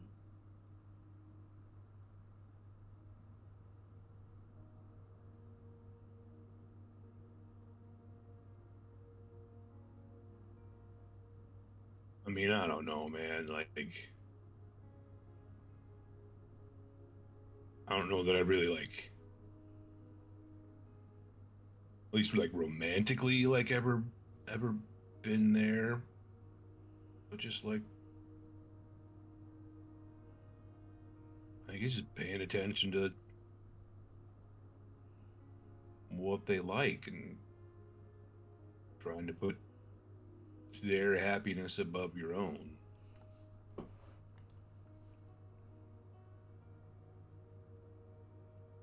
Like trying to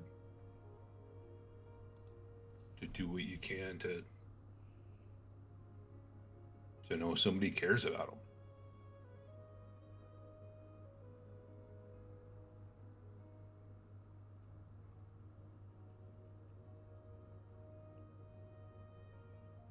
We always kind of said it was the little stuff that really showed it. Just being there for somebody.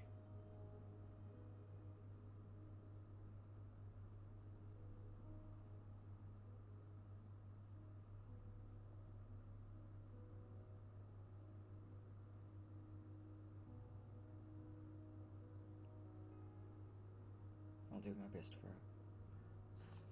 I promise that.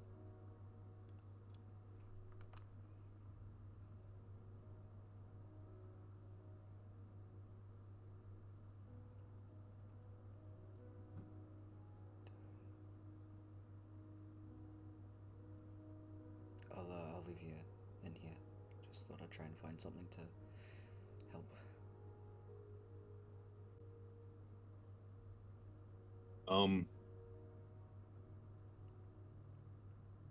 Baked goods sometimes, like just like fresh bread or pastries. I know, like, it just felt like we always had a lot of that in the house growing up. People dropping stuff off. Yeah. Just kind of that familiar smell, I guess.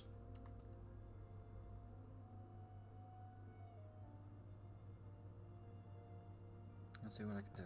Like, I tried to make bread once. It did not go well.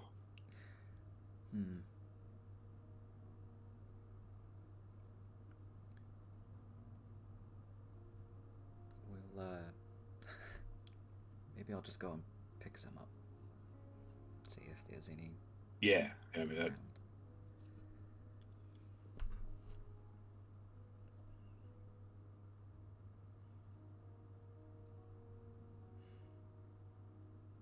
Merlin will get up from the bed and kind of shuffle out.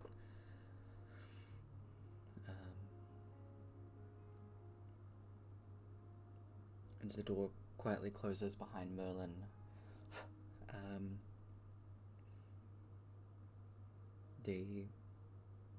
the way the door closes, you hear this kind of jingling, chiming sound. You look over and you see the little tree of solved mysteries that Jaxus left to Amora. Just kind of swaying and clanking against each other. Just a reminder that Jaxus has got your back as well.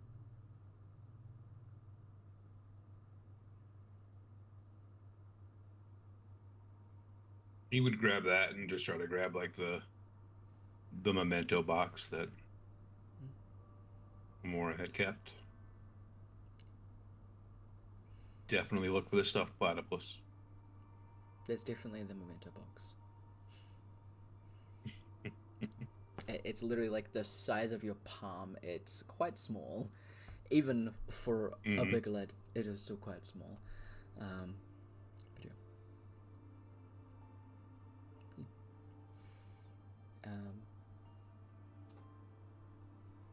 Do you go to close the door, you hear a little meow from behind you. The cat's just like curled up on Amora's pillow.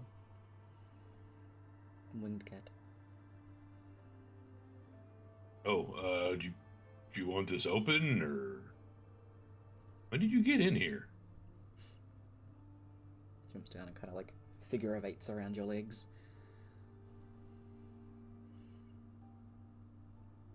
Go into the door.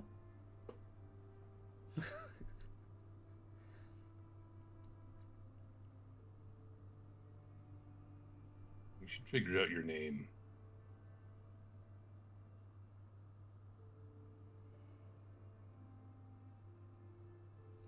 Kind of wanders around in a circle as you open the door. Amora tried painting a few times,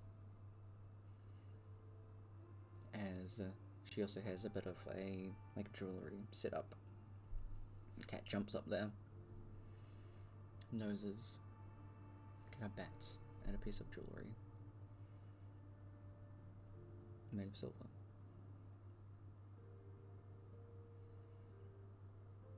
And it slowly curls around that and jumps up at the...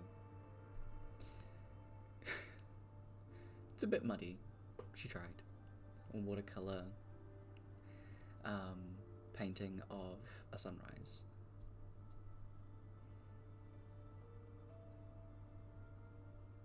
Well, the cat jumps down, sits and looks at you patiently.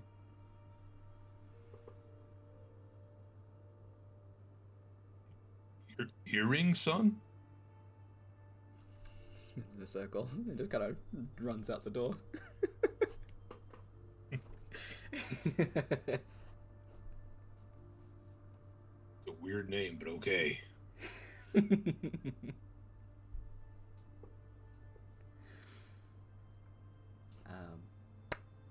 take a break. And come back in a little bit where we will get the rituals started. So if there's any other stuff that you want to set up, I'll keep Discord open, keep an eye out. But otherwise, we'll jump back into that when everybody is back.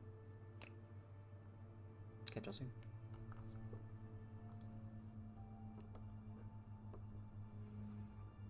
Alright. Okay, and thank you to Tiny Dungeon and Solid 10 for the raids. We preach fam. Hope that you're... Let me scroll up more. Hope that your stream went well, Tiny. Whatever you was playing. Let's find out.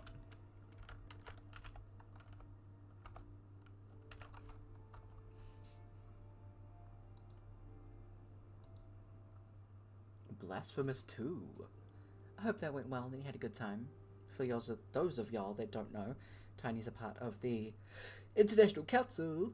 So, if you do want to check those peeps out, they're all a bunch of lovely fam from the international places. And everybody in their streams. Also, oh, that's not how that works.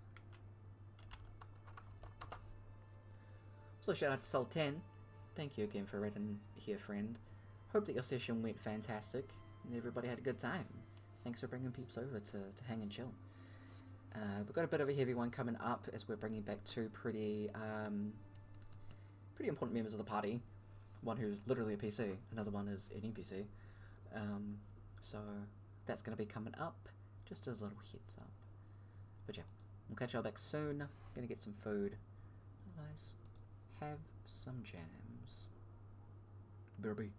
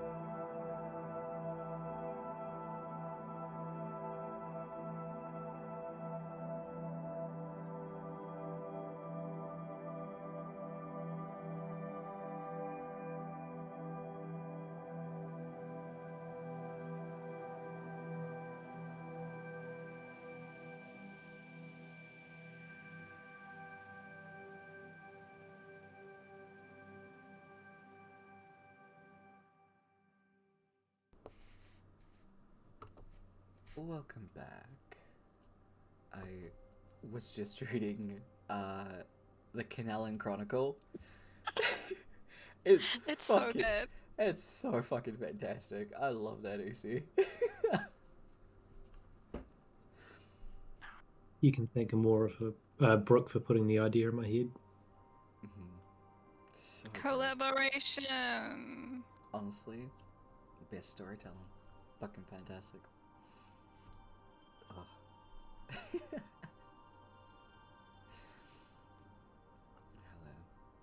So, back with the things.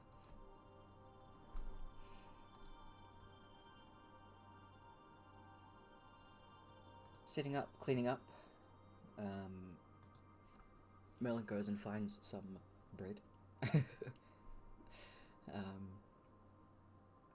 And also does try to pick up some other little soft toys that had been mentioned while the party were travelling back to Kinallan. Probably doubling up on a few. A lot of the stores aren't exactly open. Merlin just kind of... Merlin teleports himself in, but leaves money on the counter because he feels bad. A lot more than necessary. But yeah. So he'll come back with some bread and a bunch of soft toys in tow. Which is hilarious, thinking that there's a bunch of people by the Mage Tower, kind of in collective chaos over there, and there's just a dude with wings carrying a bunch of soft toys and like a couple of loaves of bread. That thought is funny. Anyway. It's even funny if they if someone sees him. Oh, people see him. Yeah, they're just like, what is this man's priority? Who knows? He Chaos knows. makes people go mad sometimes. Chaos. That's true. I guess aside from the cleaning and things like that, Kaba, is there anything that you are wanting to do? Also, finishing off the carvings.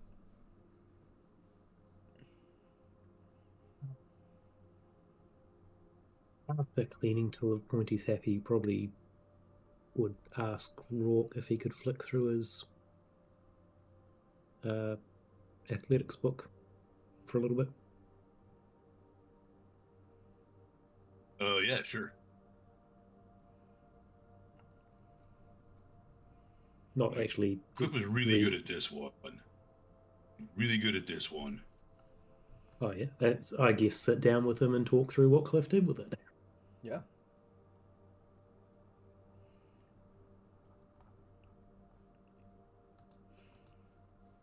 Cool. Just getting an idea of the kind of stuff that Cliff is doing. See this. Pretty hard to sort of spot what other people are doing during the middle of fights. Mm-hmm. And I don't think Cliff actually did much of that stuff around them apart in this circumstance. Yeah. I mean, the few times that you've been around Cliff, his general just athleticism is outstanding. Very closely similar to the amount of outlandish shit that he says.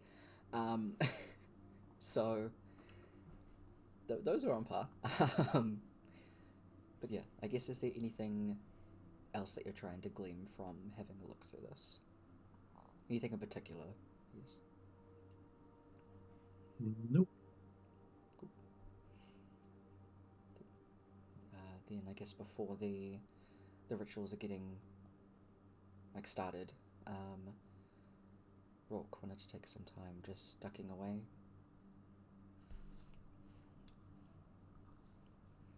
He's gonna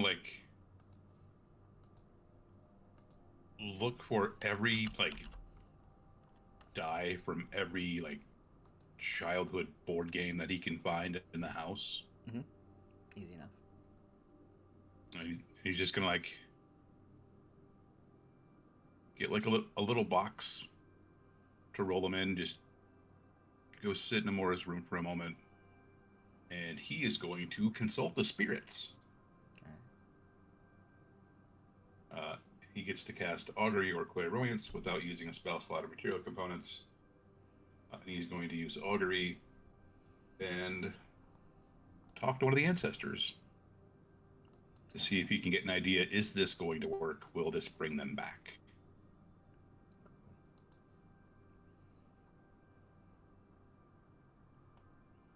You're just going to roll the dice and see what happens.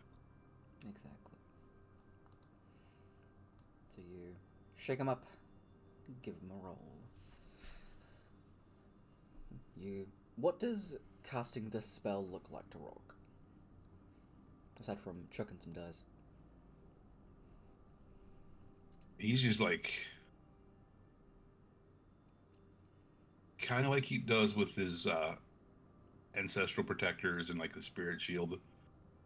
Just kind of tapping into that, just probably a humming that kind of turns into chanting that he doesn't necessarily realize is in giant. Yep. Mm-hmm. And then just kind of like the runes start to grow a little brighter. You almost feel some of that heat coming off of him. And just closing his eyes and just focusing really intently on, can I get my friends back? Okay. Can I get my sister back?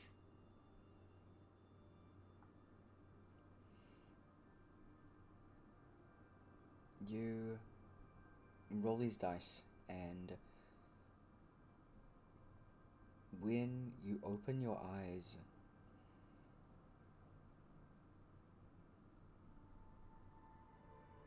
every dice but one is on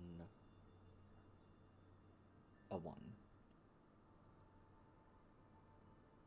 But you see, the only dice that's not is balancing on its side, like on its corner, as not only does it go from 1 to another, like to, how do dices look? Hold on. What is 1 across from? Okay, let me see. So it's pretty much sitting like diamond ways, looking like it's going to go onto 1. It goes on to 3 and then 6. Like it is telling you that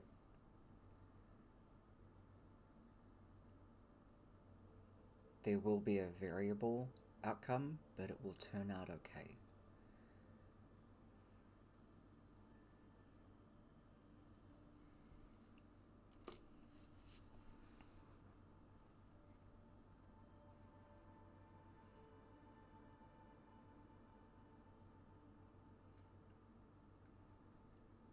You do hear that chanting alongside you as you look over these dice.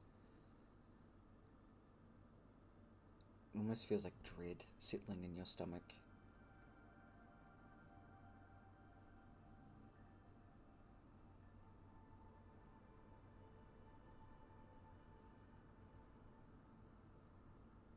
I'm not entirely sure what to make of it, but that one dice, that's just playing in your head.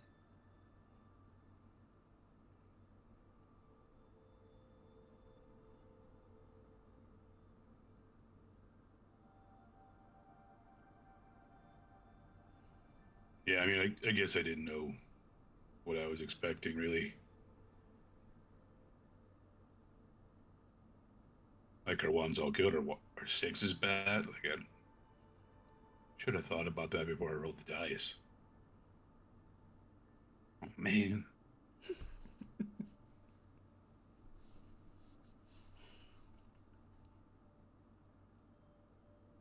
You can scoop those dice up and pocket them for later. Okay. I just hope this works.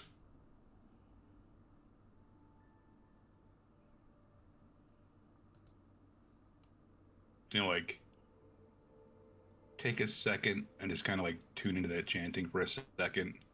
Mm-hmm. Like, Anything you guys can do to help would be great. Thanks. Bye. Cool. You still kind of feel that heat like resonating with you as you get up and walk through the house. It just feels like the presence of other people surrounding you. Kind of like you're crammed in a tight space and there are people pressed against you. But you're still able to move freely. I'm something with you.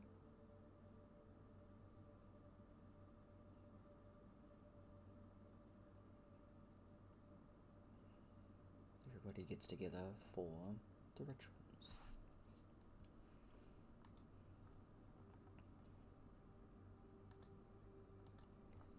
So, as the usual, resurrections and reincarnations,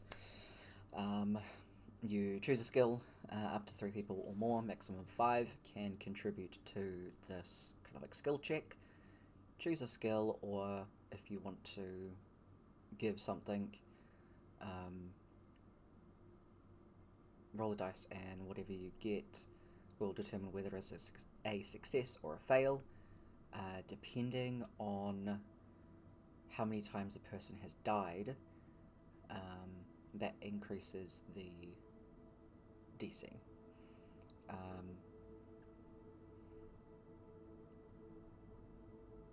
Each success decreases the DC by 3. So this is only 1 for more, but this is 3rd for Cliff. I don't know why it says 1. It's actually meant to be 2 up the DC.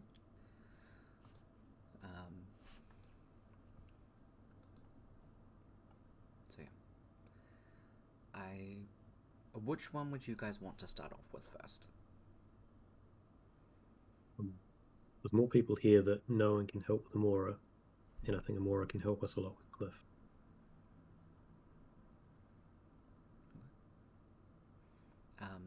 When they do wake up with 5 exhaustion points, so they do have to sleep off, unless you guys create a restoration on them. Yeah. So you're starting with Amora, yeah?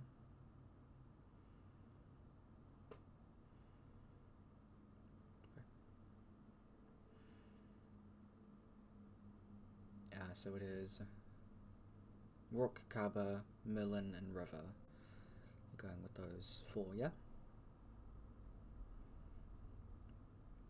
Cool. I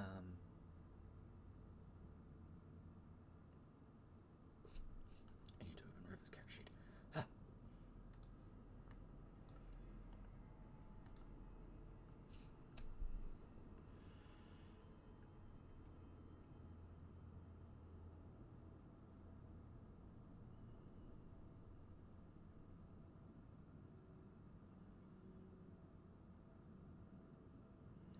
Damn, what the fuck do I roll? You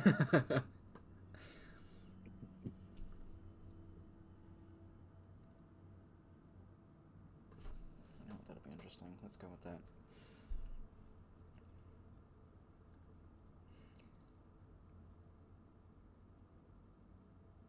Amora, you've always been the person that has been there for everyone.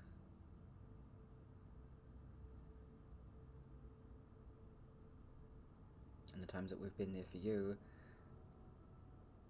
it's already been the worst outcome. Now and with the Feywild.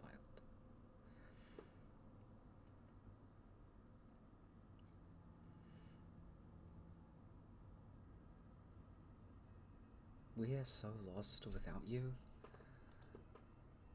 to the point where it feels like there's a part of all of us missing. When you went out into the forest for a year,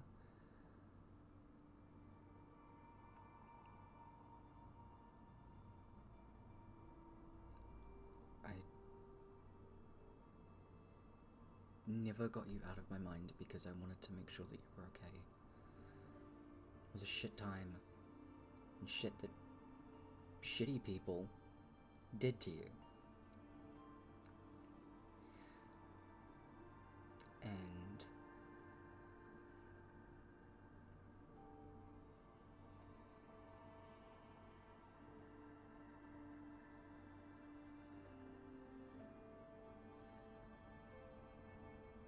we all just need you back. You were such an important part of all of this, of us, of our family.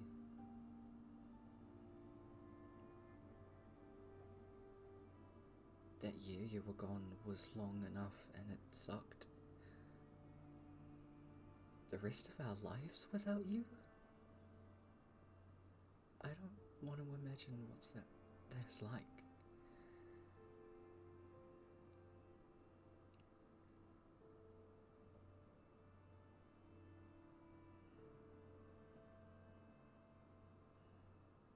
The chosen family's always been stronger.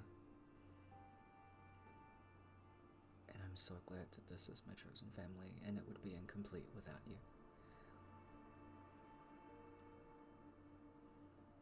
Please come back. Not just for us or for our sake, but because you have so much more to give this world to make it brighter.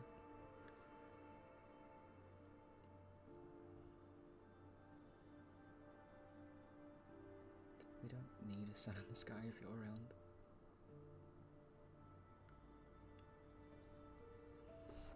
And River's gonna roll persuasion. +7, so 25. That's pretty good. Who's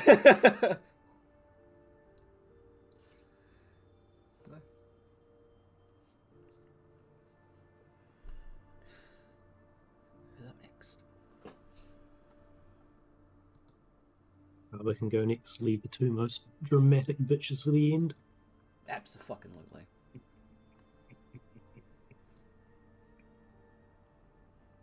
I will look all around the shrine that we're doing this in, and sort of talk through how the place this place that he's been to, their home, has always been kept nice and clean and tidy, and it's always inviting. There's always been sort of baking, and there's a whole bunch of iconography all around that he doesn't really understand, but it's clear that someone here loves the place and looks after it and all of that. And he strongly doubts it was ever Kiln, even before he lifted the Lixin thing. It always seemed he would be the sort of person to dust the place, but never really be welcoming. Rourke was never really here, which means this place clearly reflects Amora. She might have been a little sort of out in the forest sometimes, but there's obviously something she did around this place that kept attracting people to it. There's a lot of people that turn up and are happy to be here and worship all the rest of it. So I'm getting him to roll religion. Alright, let's go. Nice. Very good rolls.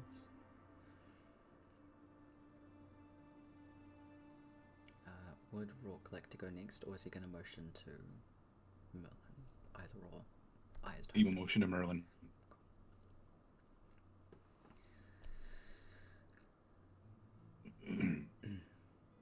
He will take Amora's hand.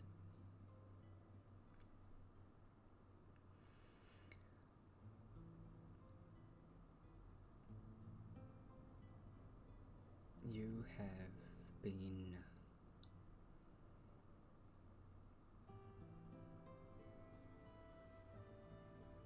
an undescribable pillar in my life. The support that you gave me when I didn't have any for myself.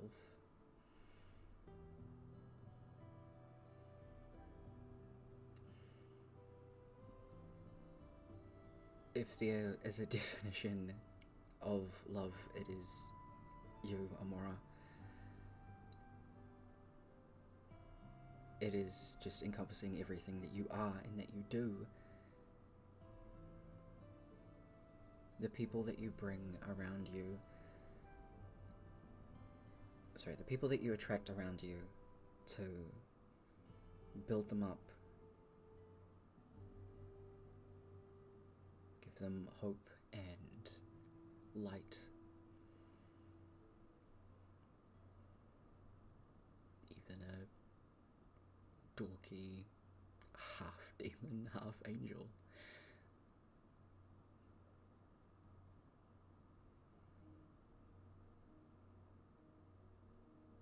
I'm sorry that I left, and that everything got in the way of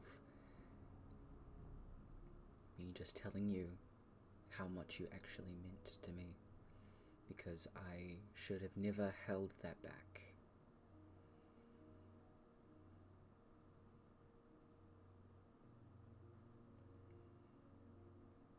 You are the reason that I can stand so proudly as me.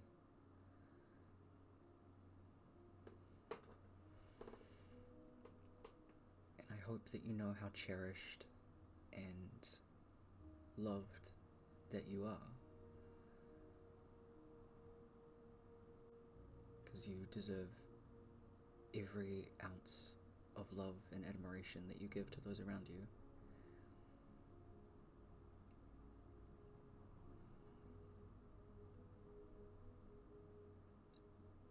I've seen how much you pour into everyone else. Let us pour that love to you.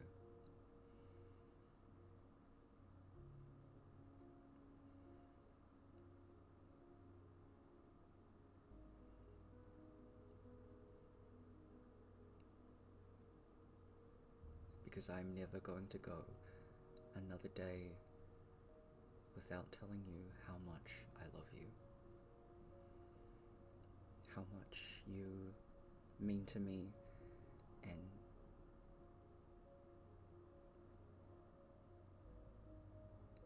I want you to be alive when I can say it to you next.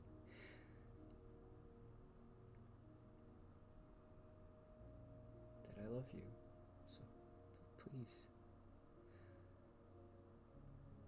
Please come back to us.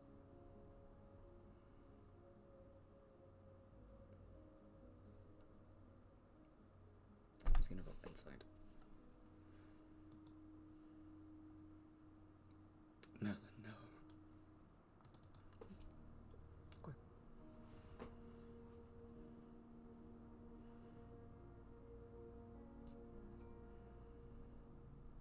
Merlin just squeezes Amora's hand. Couple of tears running down his face. He'll give a nod and let Rock do his thing. Rook will come in and take her hand on the other side. Just reach into a pocket, and he's going to take out that last bit of that skull mask that he picked up from Dork afterwards. And he's just gonna take a deep breath and just kind of start talking.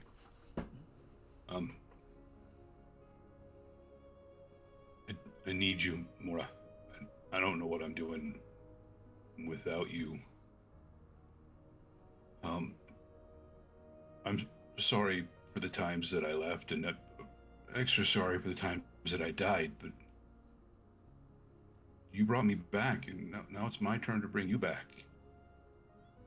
I'm scared, and I don't want to mess it up, but I need you. You were always the smarter and the braver and the stronger one. I'm just the big one. You make me able to be me. You make me not want to be this thing. And they'll snap that bit of skull mask. I need you. If you can't come back, I don't know what I'm going to do, but it might be come and find you. So please come back. And he's going to think about the times that he thought that he grew up watching her, seeing the impact she had on people, the impact she had on him, and he's going to roll perception. Absolutely. Ooh, he's not keeping that roll. No, he's not. Rough. Time for the seer to step in. That's better. Oh God. You're stepping in involuntarily. God damn. Okay. Roll the 22. We'll take for sure. So. Yeah. Yeah. Oh God. The fucking fear. Oh. Rook just stands up, slaps the half of the mask on his face, Stomps her head again. stomps down. More it does actually Bullshit. wake up and then we'll finish again. Yeah. Oh. Soak. Oh. Yeah. Well, that was a good game. Yeah. Now it is your mission to go and find Kev. We're going to America. Oh, Jeebus. Oh. Whew. Right, so.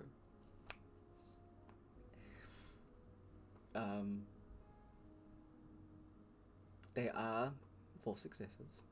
The DC is low because roleplay good.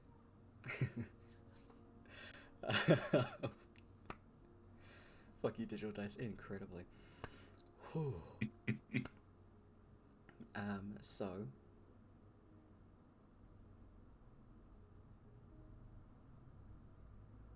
the DC goes from 12 to it goes to 1. That's how. Nick, Yeah. I mean, hey, if Kev can do it, so can I. No. Okay.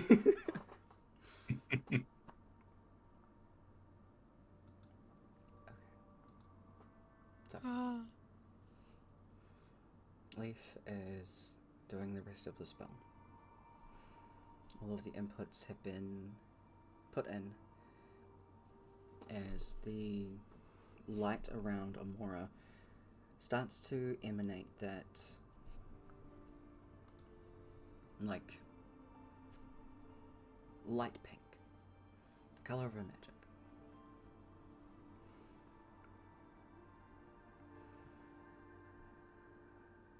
Leaf is mumbling under their breath, just continuing out the rest of the spell.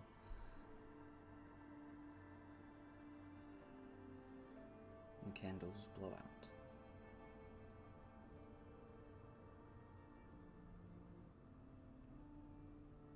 And as they do, you see a look of panic cross over Leaf's face.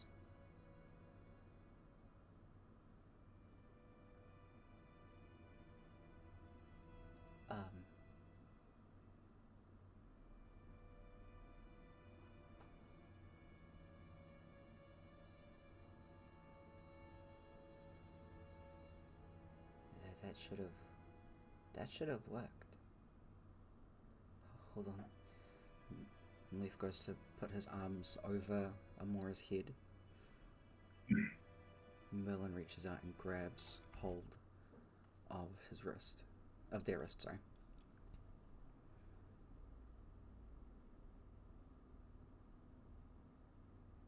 What do you mean that should have worked? It didn't work?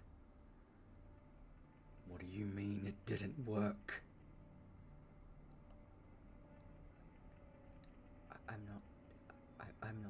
sure. It just seems like you... Did you set it up right? Please tell me that you checked that you set it up right. Of course I set it up right. I wouldn't want to mess this up for them. I want these people back too. Was that fucking vampire? He probably did something.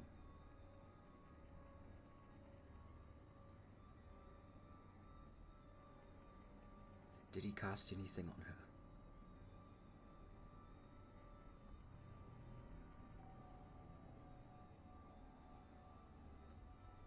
At least once that I remember, I managed to intercept most of them.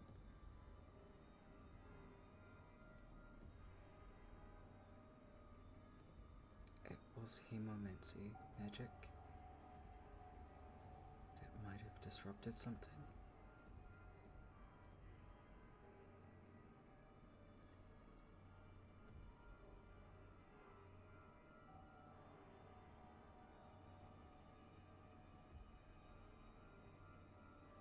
So she's still dead?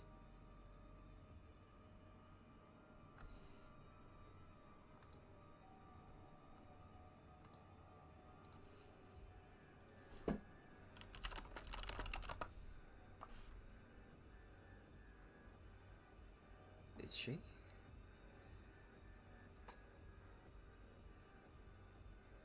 No, child, she is not. You turn in the direction of where the cat had been sitting. And instead, sitting cross-legged at Amora's feet is a woman. If you want to describe her, Brooke. Yep. And I remember what she looks like. Just checking it out. Here it is. She is a very tall lady. Even sitting down, she's quite tall. Her skin is the color of twilight, like thing. Ash blue, and is dotted,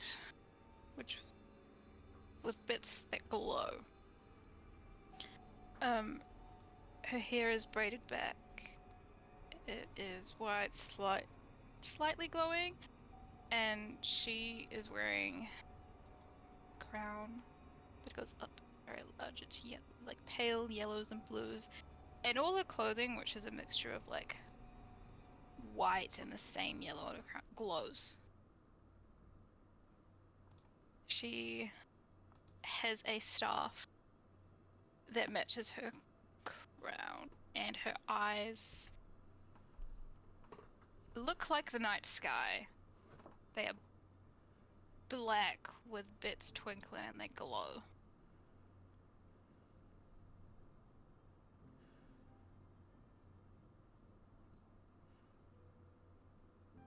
See this ethereal form of a humanoid sitting at the base of Amora's feet. I mean, she looks like an elf. Mhm. That part.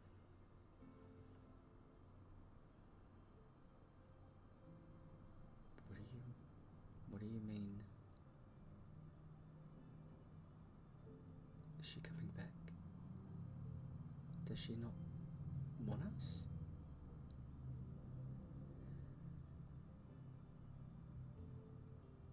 She's trying.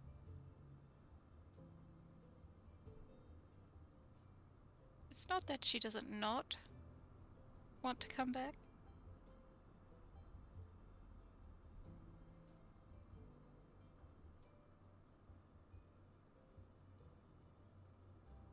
She's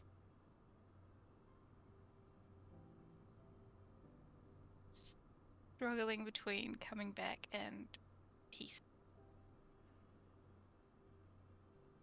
That's what that feeling was. I can...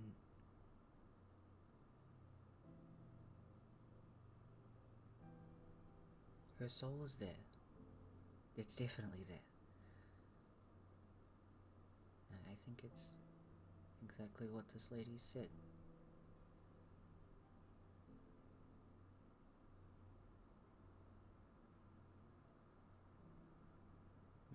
oui.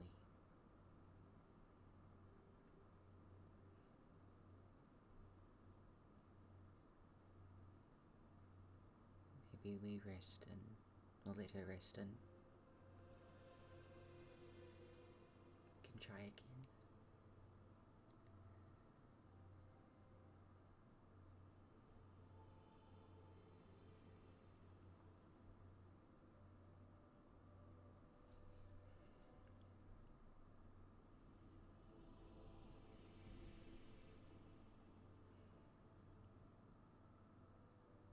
Silver, you know that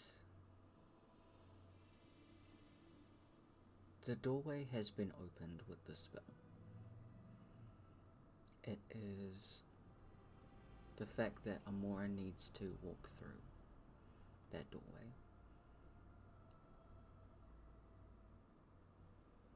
That there is I guess like lag between these pleads to bring her soul back getting to her soul itself. It's not that she didn't hear them, it's not that she doesn't care, that she just isn't.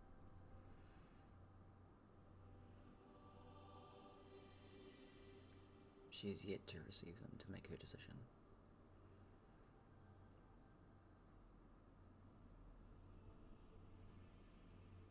You just need to give her time.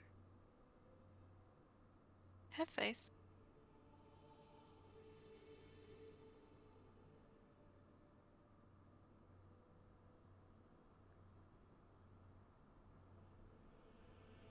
Leaf nods. I'm sure she can feel that you will love her so much, and that will guide her back.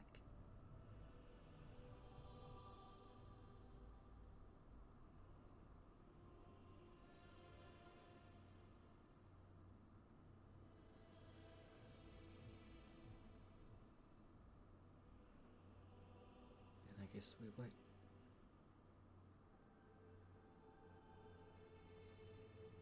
There's no way in hell we're giving up. Not for more.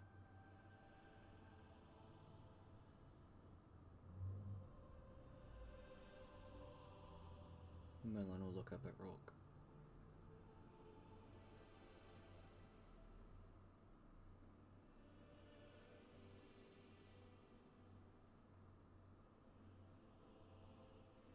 He's gonna kneel down, just kind of get close to Amora. Just say, you always do things in your own time. I know, it's...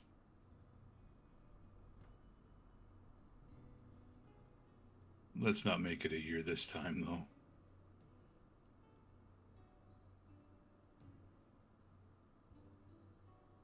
Oh, it won't take that long. He'll just kind of squeeze her hand.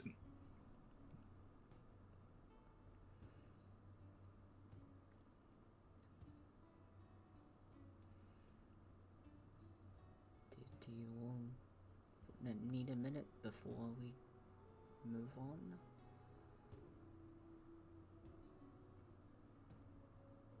I'd probably think.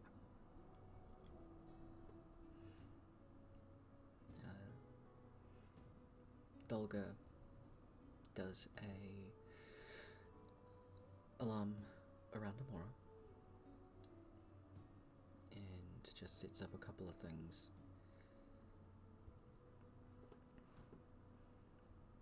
All of you can come and go as you like to see Amora,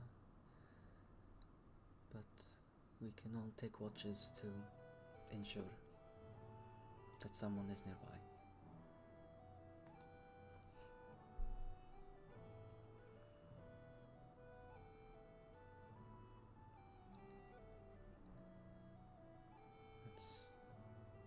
Let's take a breather for a second.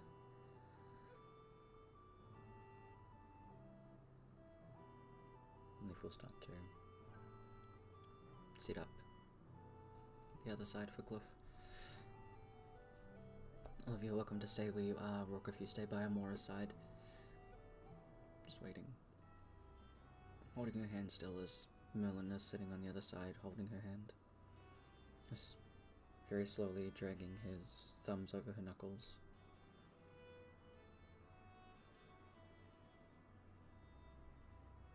After probably a little bit, he brings up her hand to his mouth and just places a kiss on her knuckles. And see a couple of drops of tears on her wrist as he puts her hand down and just wipes his face.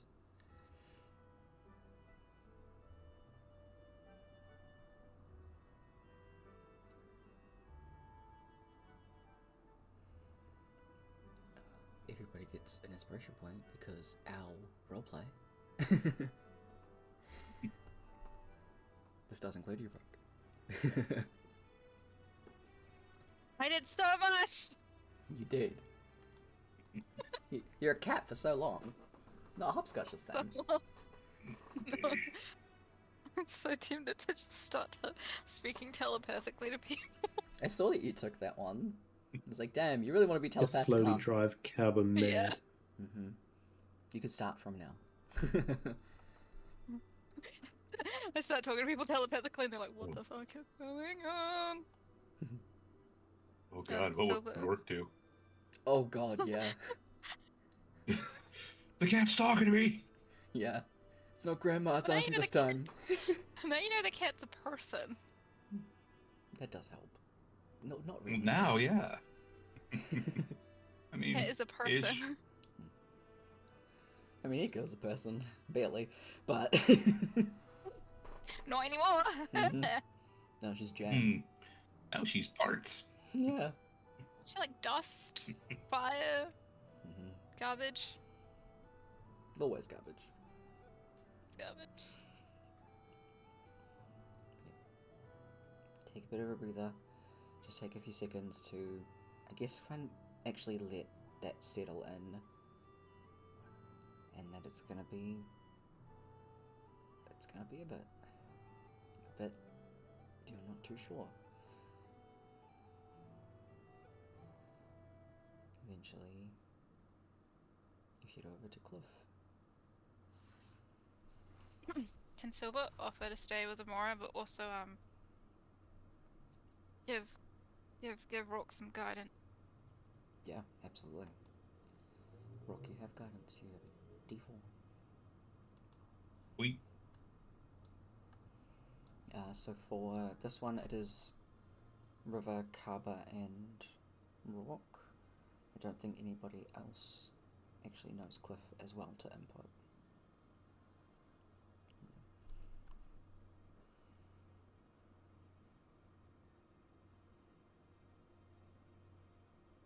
So, gather around Cliff.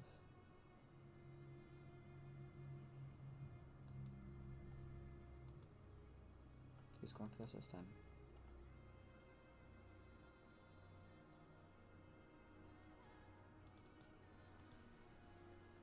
Unless either of the other two want to. Karma, I suppose, once again, Mm-hmm. build up to the dramatics. Absolutely.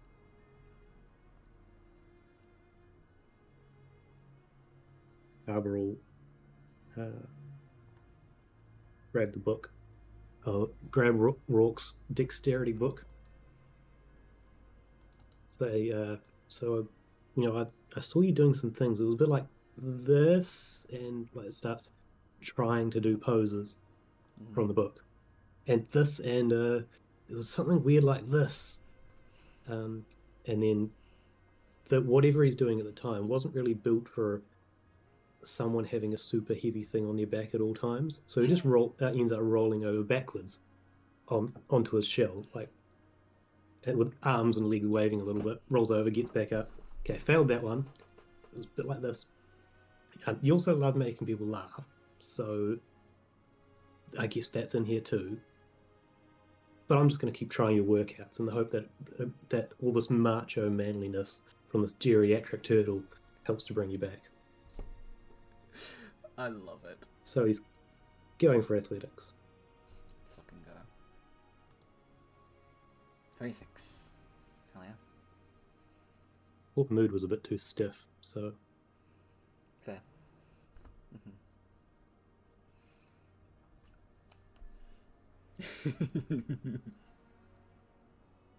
It's stiff. But you're 5. did not actually think through that one until you guys were halfway through laughing. Because he's a corpse. Not because of his dick. God, Jesus. My God. Would Rock like to go next? Yeah.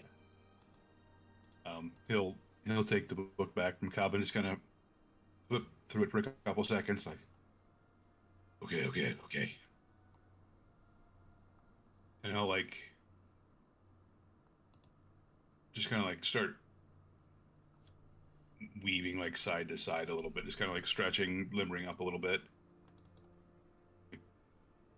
Cliff, we need you, bro.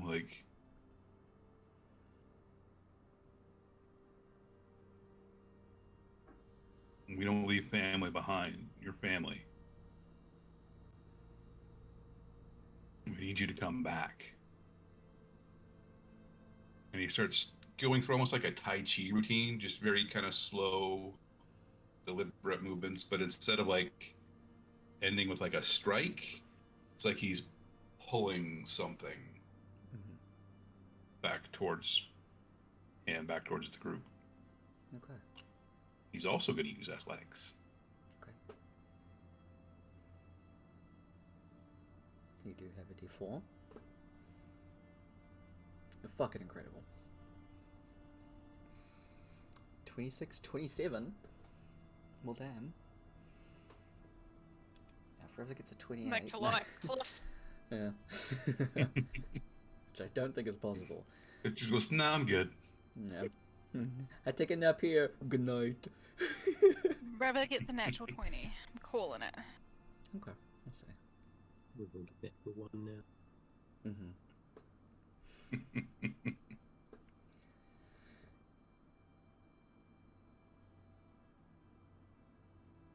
There is no one that I would want by my side for the rest of my life. You gave me a chance to fight for myself and to find my self-worth.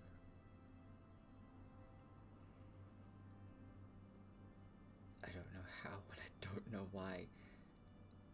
You saw something in a terrified young girl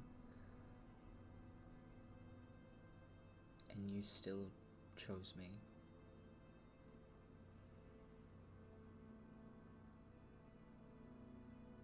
Not for all the other reasons that others would choose me.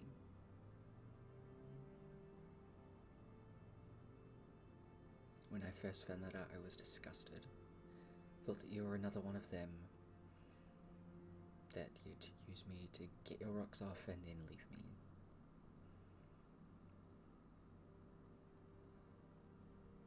But you hunted down those that hurt me. And taught me that I could fight back. That I am more than just an object. That I can be free.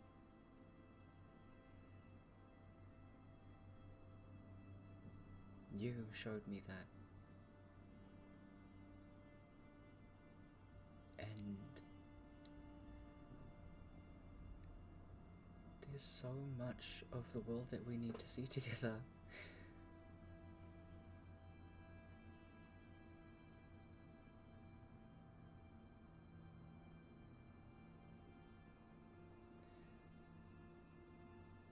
Cliff, you are my best friend.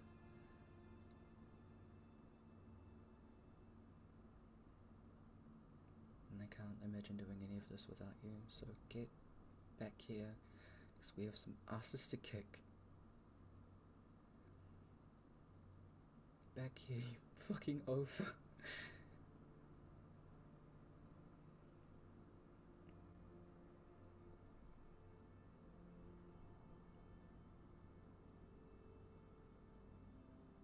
Get back here because I love you. And not like that. You know. We both don't give a shit about romance. We know what love is. We know what our love is.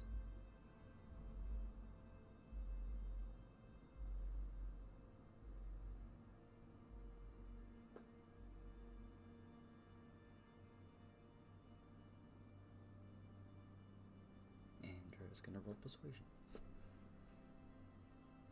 I'm so tempted to make her roll intimidation because she has a plus 12, but I can't word it right. Get back here now. Almost.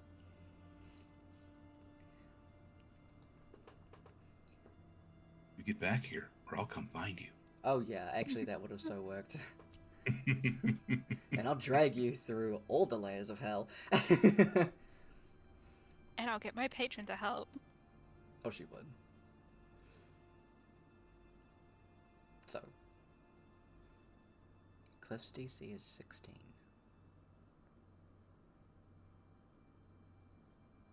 Nice 9.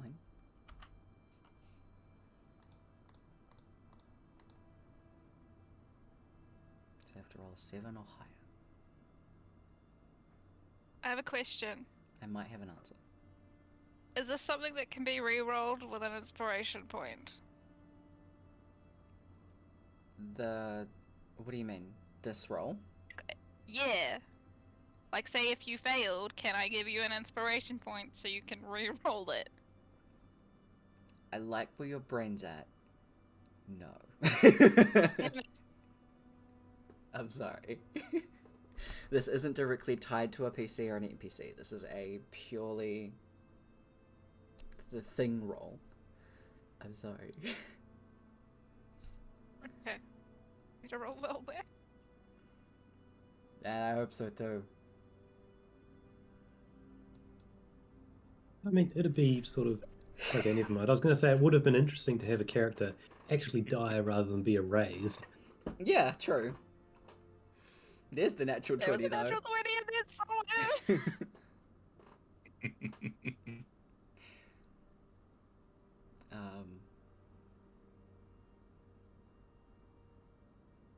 You all wait for a couple beats. River kind of looks towards Leaf.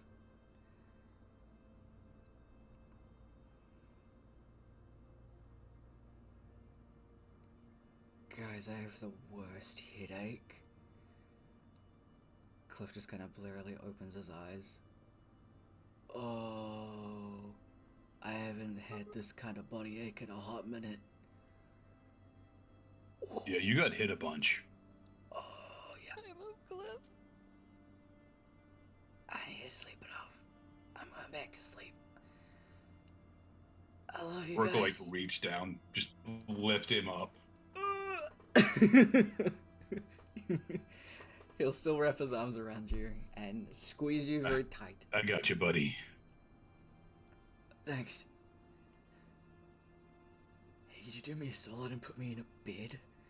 The floor's hard and cold. Yeah, that's the plan. Thanks. Pick up Cliff. And he just kind of like looks over to Edge, towards like how far away from the ground he just is, like now that you're taller. He looks at you, brushes his feathers against your face, still bleary-eyed, and goes, "My hero," and passes out. He goes back to sleep.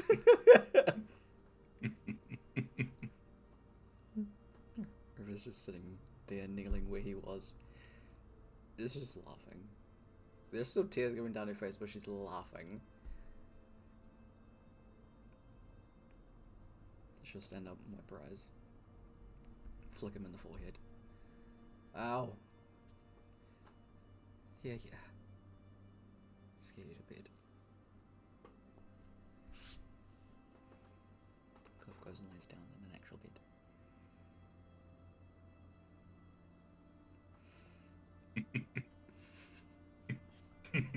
Just this image of Rourke carrying Cliff through doorways. Oh yeah. It Fuck. yeah. It's kind of like a bonk. Oh, sorry, bud. Little side shuffle. Hits his own head. Ah, fuck. Yep. You need to invest in some taller doorways. They'll get there. We're gonna need to remodel. Need to make this place more height appropriate.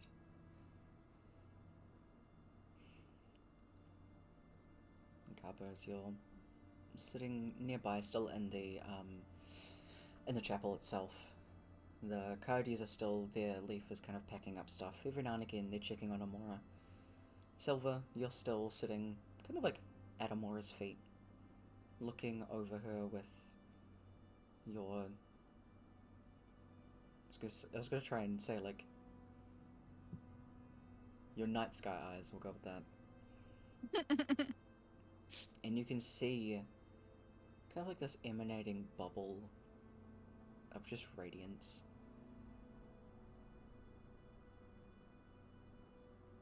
And aside from that, like, bright golden light that you're used to seeing, it's pink. And it's fucking fascinating.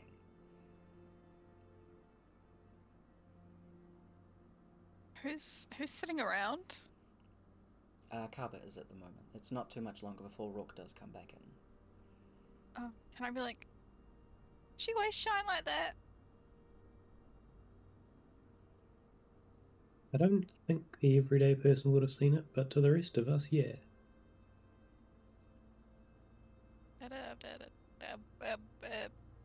A ball of pink magic. She always has that around her. I mean, most of the time I'm looking at her when she's firing magic, so honestly, yeah.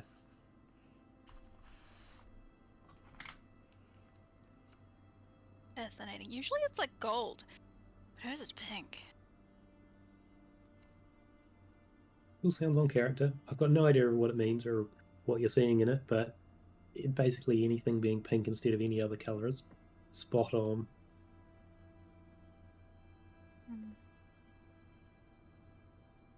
Light, I guess. I always see light. So much Eyes are built light. for. We all be light. Do you need shades? Mm-hmm. Oh, maybe, but I am used to it. Do you? Oh, wait. I forgot that Merlin was here. Merlin's here. Merlin's by Amora. He hasn't left. Merlin looks over at you, Silver, and just kind of tilts his head before asking, in Celestial, which you would definitely speak.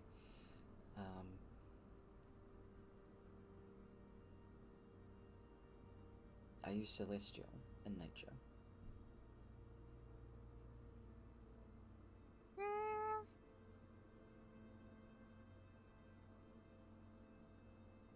I guess you could say that. It's not technically true. I mean, my people did leave this plane to go to the astral plane, hence the eyes.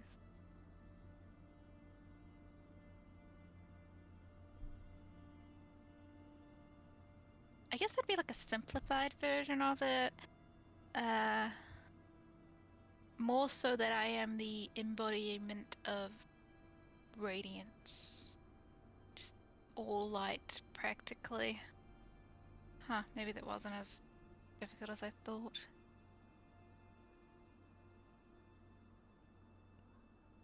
In common, Merlin says, "What?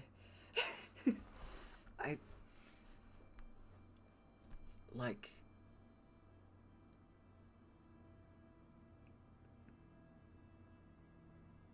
Like Claire? You have no idea who Claire is. No idea. Don't know who that is. Okay. Oh, would she know what, like, class everyone is? Would she have been able to tell? Oh,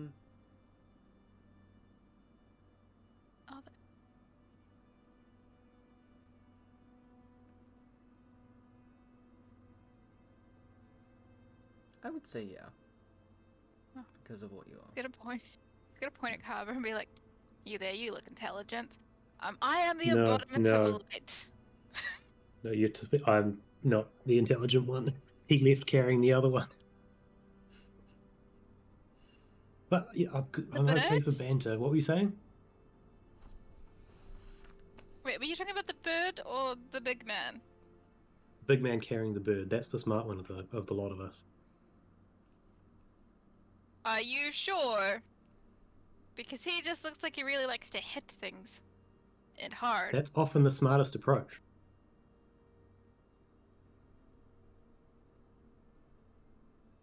I like you. Trying to put me off my game. I like to think I was getting there. What were you going to go on about? Sorry. Oh, that one over there, the winged one. He does not understand that I am the embodiment of light.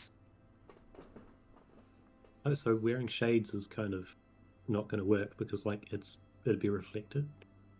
Do we- Exactly, you understand? So do Yeah. we have to wear shades around you? I wonder if there's some kind of like psychic shades that would be able to work on myself. No, I dull it down for you. It's fine.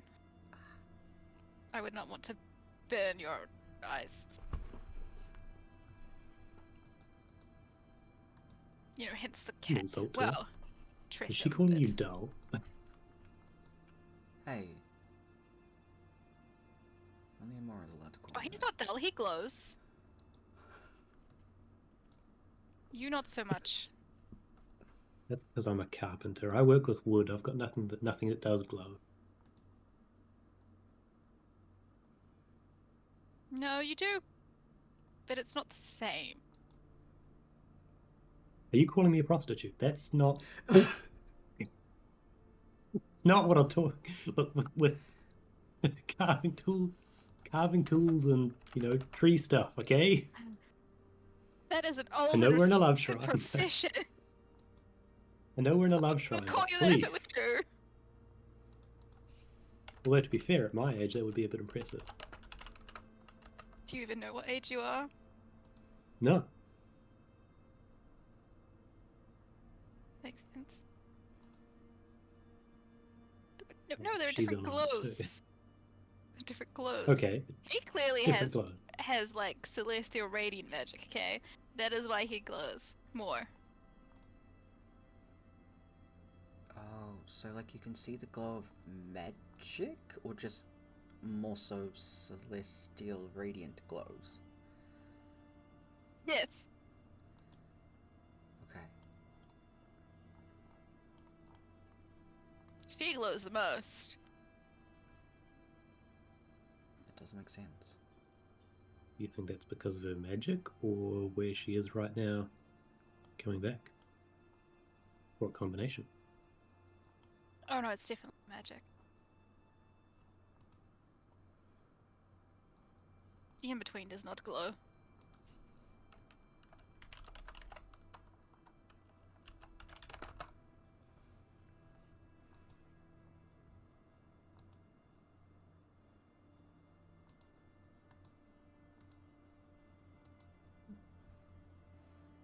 Rook, you come back in after laying Cliff down. River stays with him. So you catch like the end part of his conversation.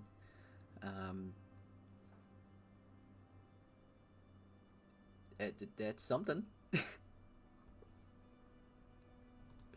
Do I glow? I mean, I know, like with the runes, like they give off light, but Hmm. have a glow, but it's more like a tether to something else. Oh, yeah, that makes sense.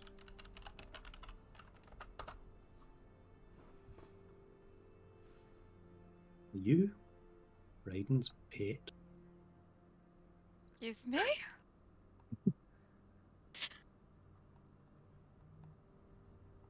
Are you talking to me? Or the big man over here?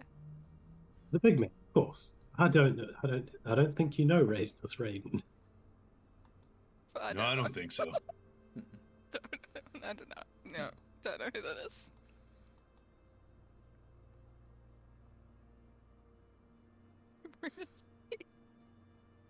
You said he's tethered, so I, took that in the form of, a leash. Yep. I thought that's where that was going. Also, radiancy. That's terrible. I heard you, Brooke. Wait, what? When? Just now. You said radiancy. Did I? Yes. Oh, I don't remember. Oh, fucking hell. Radiancy, I don't know them. Yeah, I never heard of her.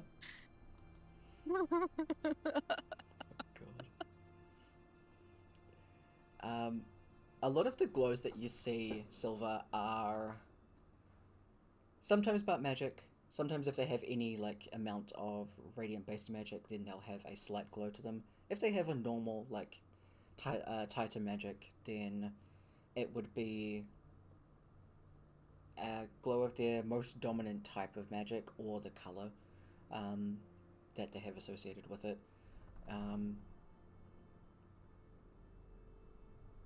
Warlocks do most commonly have the tether, and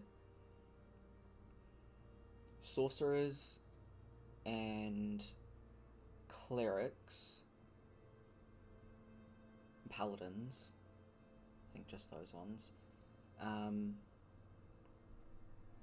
have a glow from themselves, whereas wizards and bards have a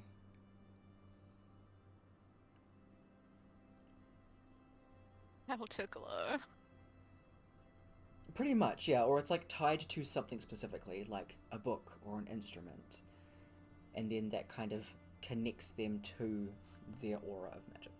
Whereas clerics and all of that stuff, it's very specifically within them, and it extends out.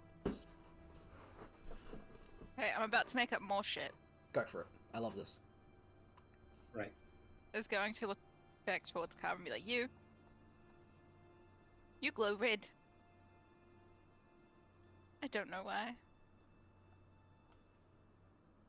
That's really interesting. I am in need of a change, I guess, so maybe that's indicative of that. It is curious. What sort of wizard are you? I'm a carpenter. I've told you this. Do No, you know you're a what, wizard. what a carpenter is? Nonsense. I am aware of what a carpenter is. You are a wizard. Right, this woman's talking nonsense. You forget that I have been Well, watching you. You are a wizard. You're a wizard, Daddy. Sorry.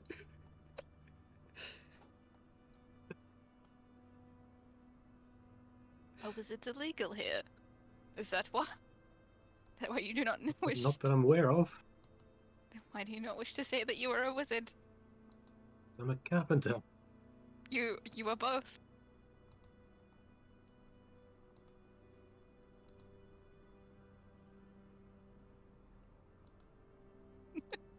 That's what you think, then fine. No point in ramming sense into someone. It is a fact.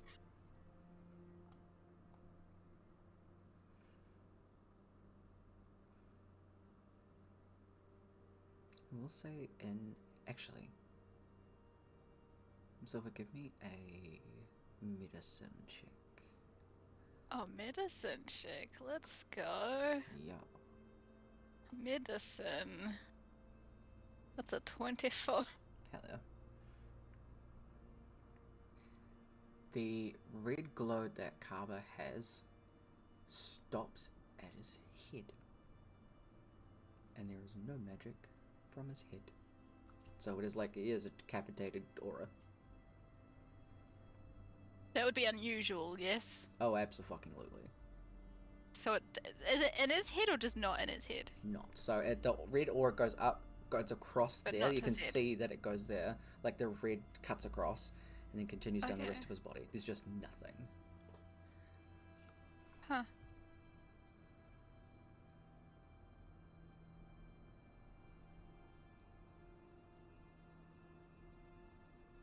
You do have a head, correct? I will squint, put his hands to his cheeks and sort of, yeah. Rourke, she keeps insulting me. She's calling me names, and now she's calling my head empty. Why did you let your cat in? I did not say head Can you empty. take this back to the adoption centre? Good luck keeping me out. No. Listen, earring son. We are just trying to be polite.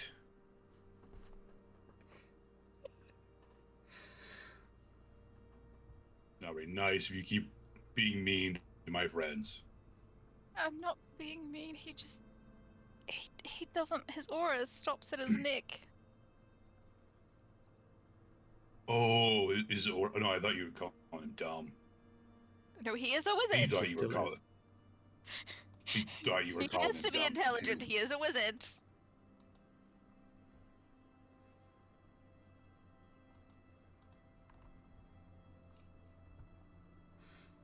I'm having way too much fun with this.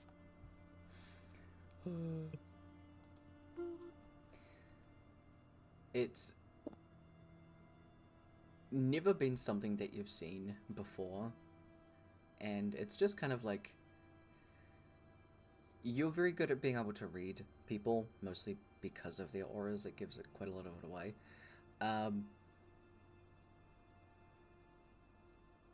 The longer you stare at Kava, the more holes there are in his aura that just appear and then go away. And then appear and then go away. Get out of my house. There's a bug on Sir, are you well? Am I a well? Are you Woman. well? No, I told you I was in need of a change. I've got a scheduled appointment with a doctor sometime shortly. Well, I hope so. It is very unusual to see so many holes in one's aura. I am not religious. Stop calling me holy. If anyone's holy, it's her.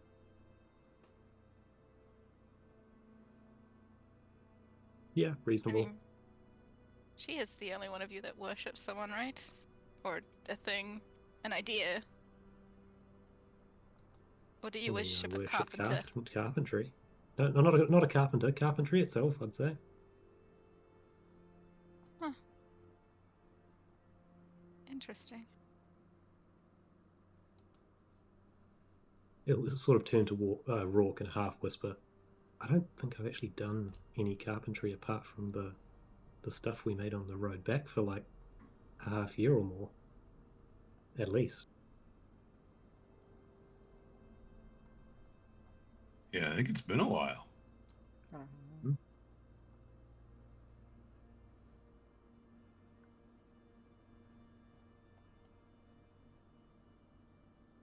You just get curiouser and curiouser.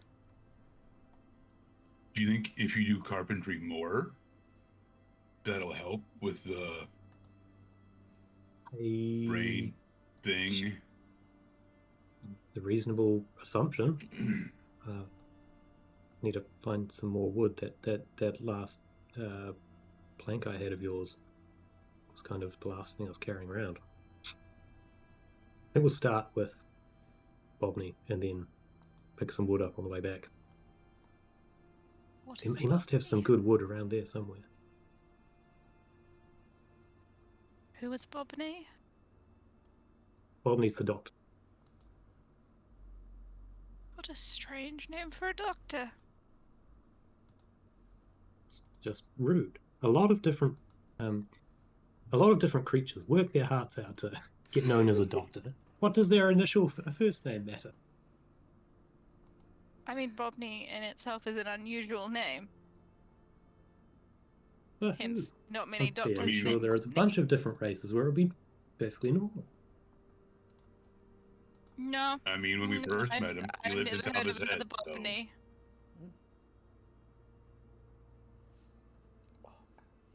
Yeah, compared to Rourke, I think the name Bobney is a lot more ordinary than that starting point. So yeah.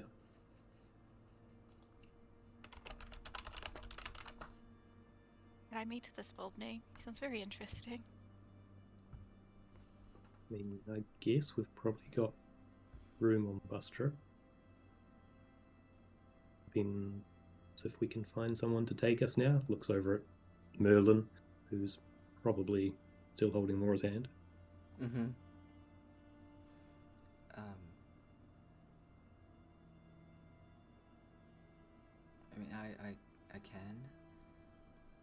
Oh, where are we going? I mean, I know you and Rourke, like, you've got important things here. If you want to stay, that's fine. I can find someone else. Oh, are we going to a different plane?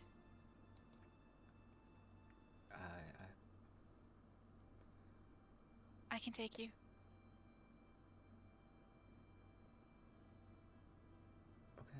Okay. Considering the amount of insults, I'm still not sure which person I prefer. I mean, none of them were insults. They're all factually true. Even worse. I mean, you really should have thicker skin. It all went to my shell. Every I other mean, bit of skin is super yeah, thin.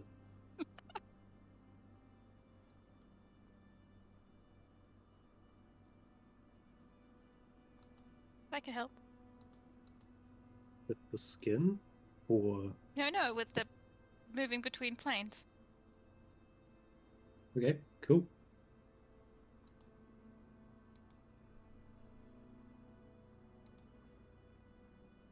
Okay, you guys can go together to sort out Kaba, and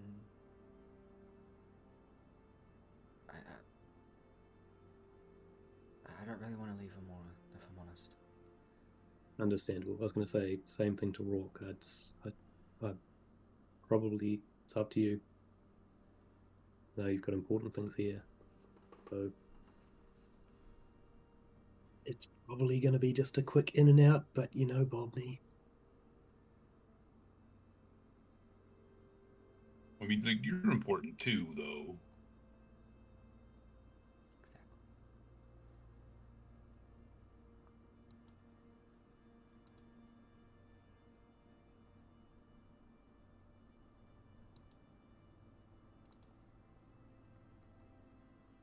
I mean, I can look out for her, and then can find a way to send you a message if anything happens.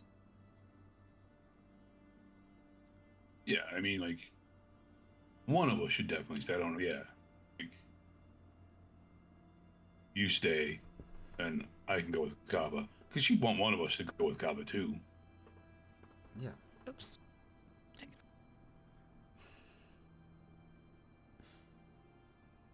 Can have a Feywild trip. Sure. I mean, before Carver blows his brain out his nose. True. Or the bajillion questions being asked. And being told that everything is fact, despite Carver's blatant denials the whole time.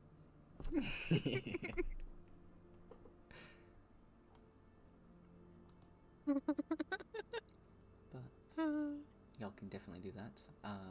And do that later. Is there anything else that you want to do while you're in the Love Shrine itself at the moment?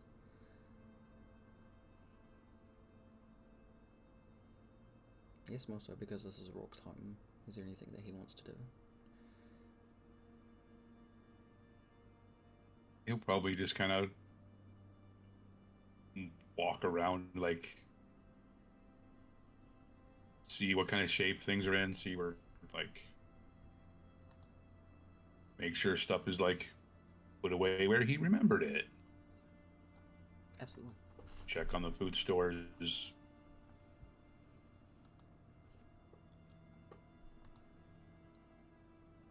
Cool.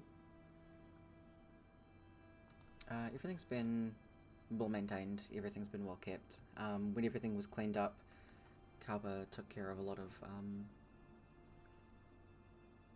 making sure that things were put away. Some stuff isn't exactly where, like, it should go, but again, it's like, oh no, this pot belongs in the other cupboard. It's not a massive, like, yeah. Right. Yeah, but still, you place the little trinket tree that was Jaxus's by Amora's head, and you kind of keep her little trinket box with stuff around her.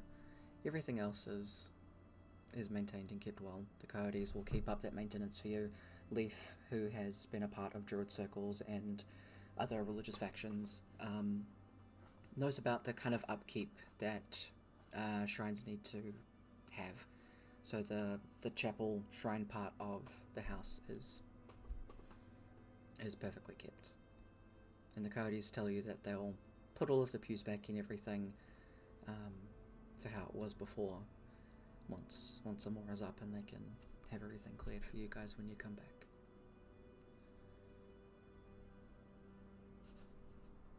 Thanks, guys. I appreciate it. And of course, this is your home, so you've been letting us stay here. We want to maintain it well. We appreciate your hospitality.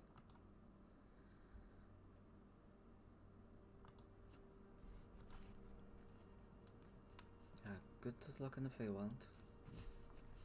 Let us know if you find anything else out about the hag or anything like that. Yeah, we'll do.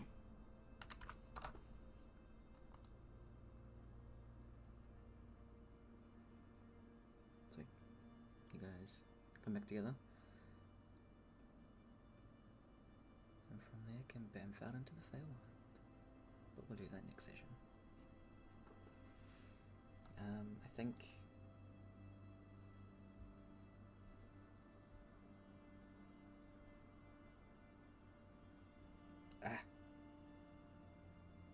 yeah, I can't do next week, but we'll do a session after that week. But otherwise, Means I don't have to rush back from Armageddon. exactly, no big rush. I've got a show to go to that night. Oh, Yeah. But good was session. that the 5th? That's the 5th, yeah. Okay, cool. But again, I'll send another message out in our scheduling thing for updates and all that kind of stuff. Good session, y'all. Good. We did it. She's not back yet, but she's sleeping. And now you have a On creature. her way. Yeah. You just have a creature with you.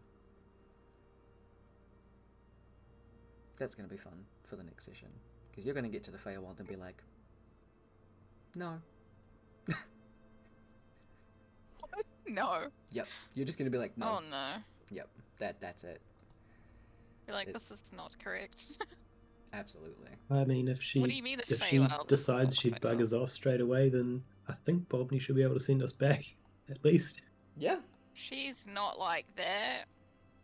She's Yeah. also very curious about everything, so she's like, I want to know what's up. Yeah. I want the tea. I want to go explore and... I gotta go look at things. He's basically a higher powered Arvid. Not far off. But gee, good session, y'all. Hopefully y'all had good. I keep getting distracted by like the little wobbles on Rourke's. Sorry, on Kev's background because I see it and I'm like, ooh, so pretty. Shiny. Yeah. Underwater. Underwater. Underwater. playing games from the bottom of an aquarium, just waiting for a shark to swim by. Oh, I'm worried to wait for true love's kiss. oh, oh my god, is that what's gonna wake her up? Didn't Melon. Randori get obliterated though? That'd be Oh. so funny. Oh god. What if it was never Randori in the first place? Never wake up. Oh my god. Never wakes up. Just like, nah. Asleep. I take a nap for the rest of my life, I'm good.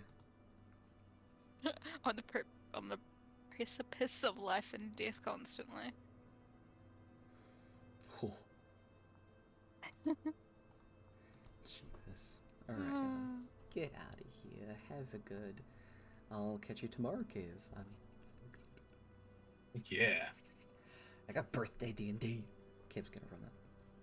I'm so sad that I won't be able to watch it because I have to go manage people at work. Ugh. Rude of them. I know. And as long as I wake up, I should be around. Why can't they manage themselves? Big rude. No guarantees. That's fair, that's fair. Please get rest. That is more important. Mhm. It'll be uploaded, I think, or something. It, Yeah. yeah. It normally stays on Twitch for at least like a week, so Yeah, and I throw them up on YouTube too, so. nice. Mm. Have a good rest of your evenings. Have a good sleep, Kev, and everybody as well. Oh, yeah. I'll catch y'all later. Have good. Bye. Bye. And that's our stream. We got things. We did things. Oh, jeebs. I mean, hey. Not bad. Being able to bring one of the two back. But definitely check out Kev's channel tomorrow because we are going to be playing some D&D for my birthday, which is going to be very fun. We're all playing level 20 characters and we're doing some lore building. And honestly, that's super cool as fuck. You'll get to know more about Silver next time. And yeah, it'll be a good fun time. Thank you again for the raids from Tiny Dungeon and Solid 10 D&D. We appreciate y'all for coming in and hanging out. Hopefully we'll be able to do another Veilguard stream on Wednesday. I won't be able to do a birthday stream just because, oh god. I still have to do the D&D, do meal prep for the week, and also go to the gym, so yeah. But definitely check out Kev's channel on weeks that we're not doing birthday fun D&D things. We're also doing normal D&D, which is still twice as fun, with Kev being the amazing GM, and we have People Transmissions, and Siffy, and try to figure out how to say his name, Stood, who are all so fucking fun to play with. So I'm very excited to jump back into that. I think it's not next week, but the week after, because we do that fortnightly. But anyway, I am gonna go and jump in some games with mates. Have good, y'all. Take care of yourselves. Take care of each other. I'll catch you next week. Bye.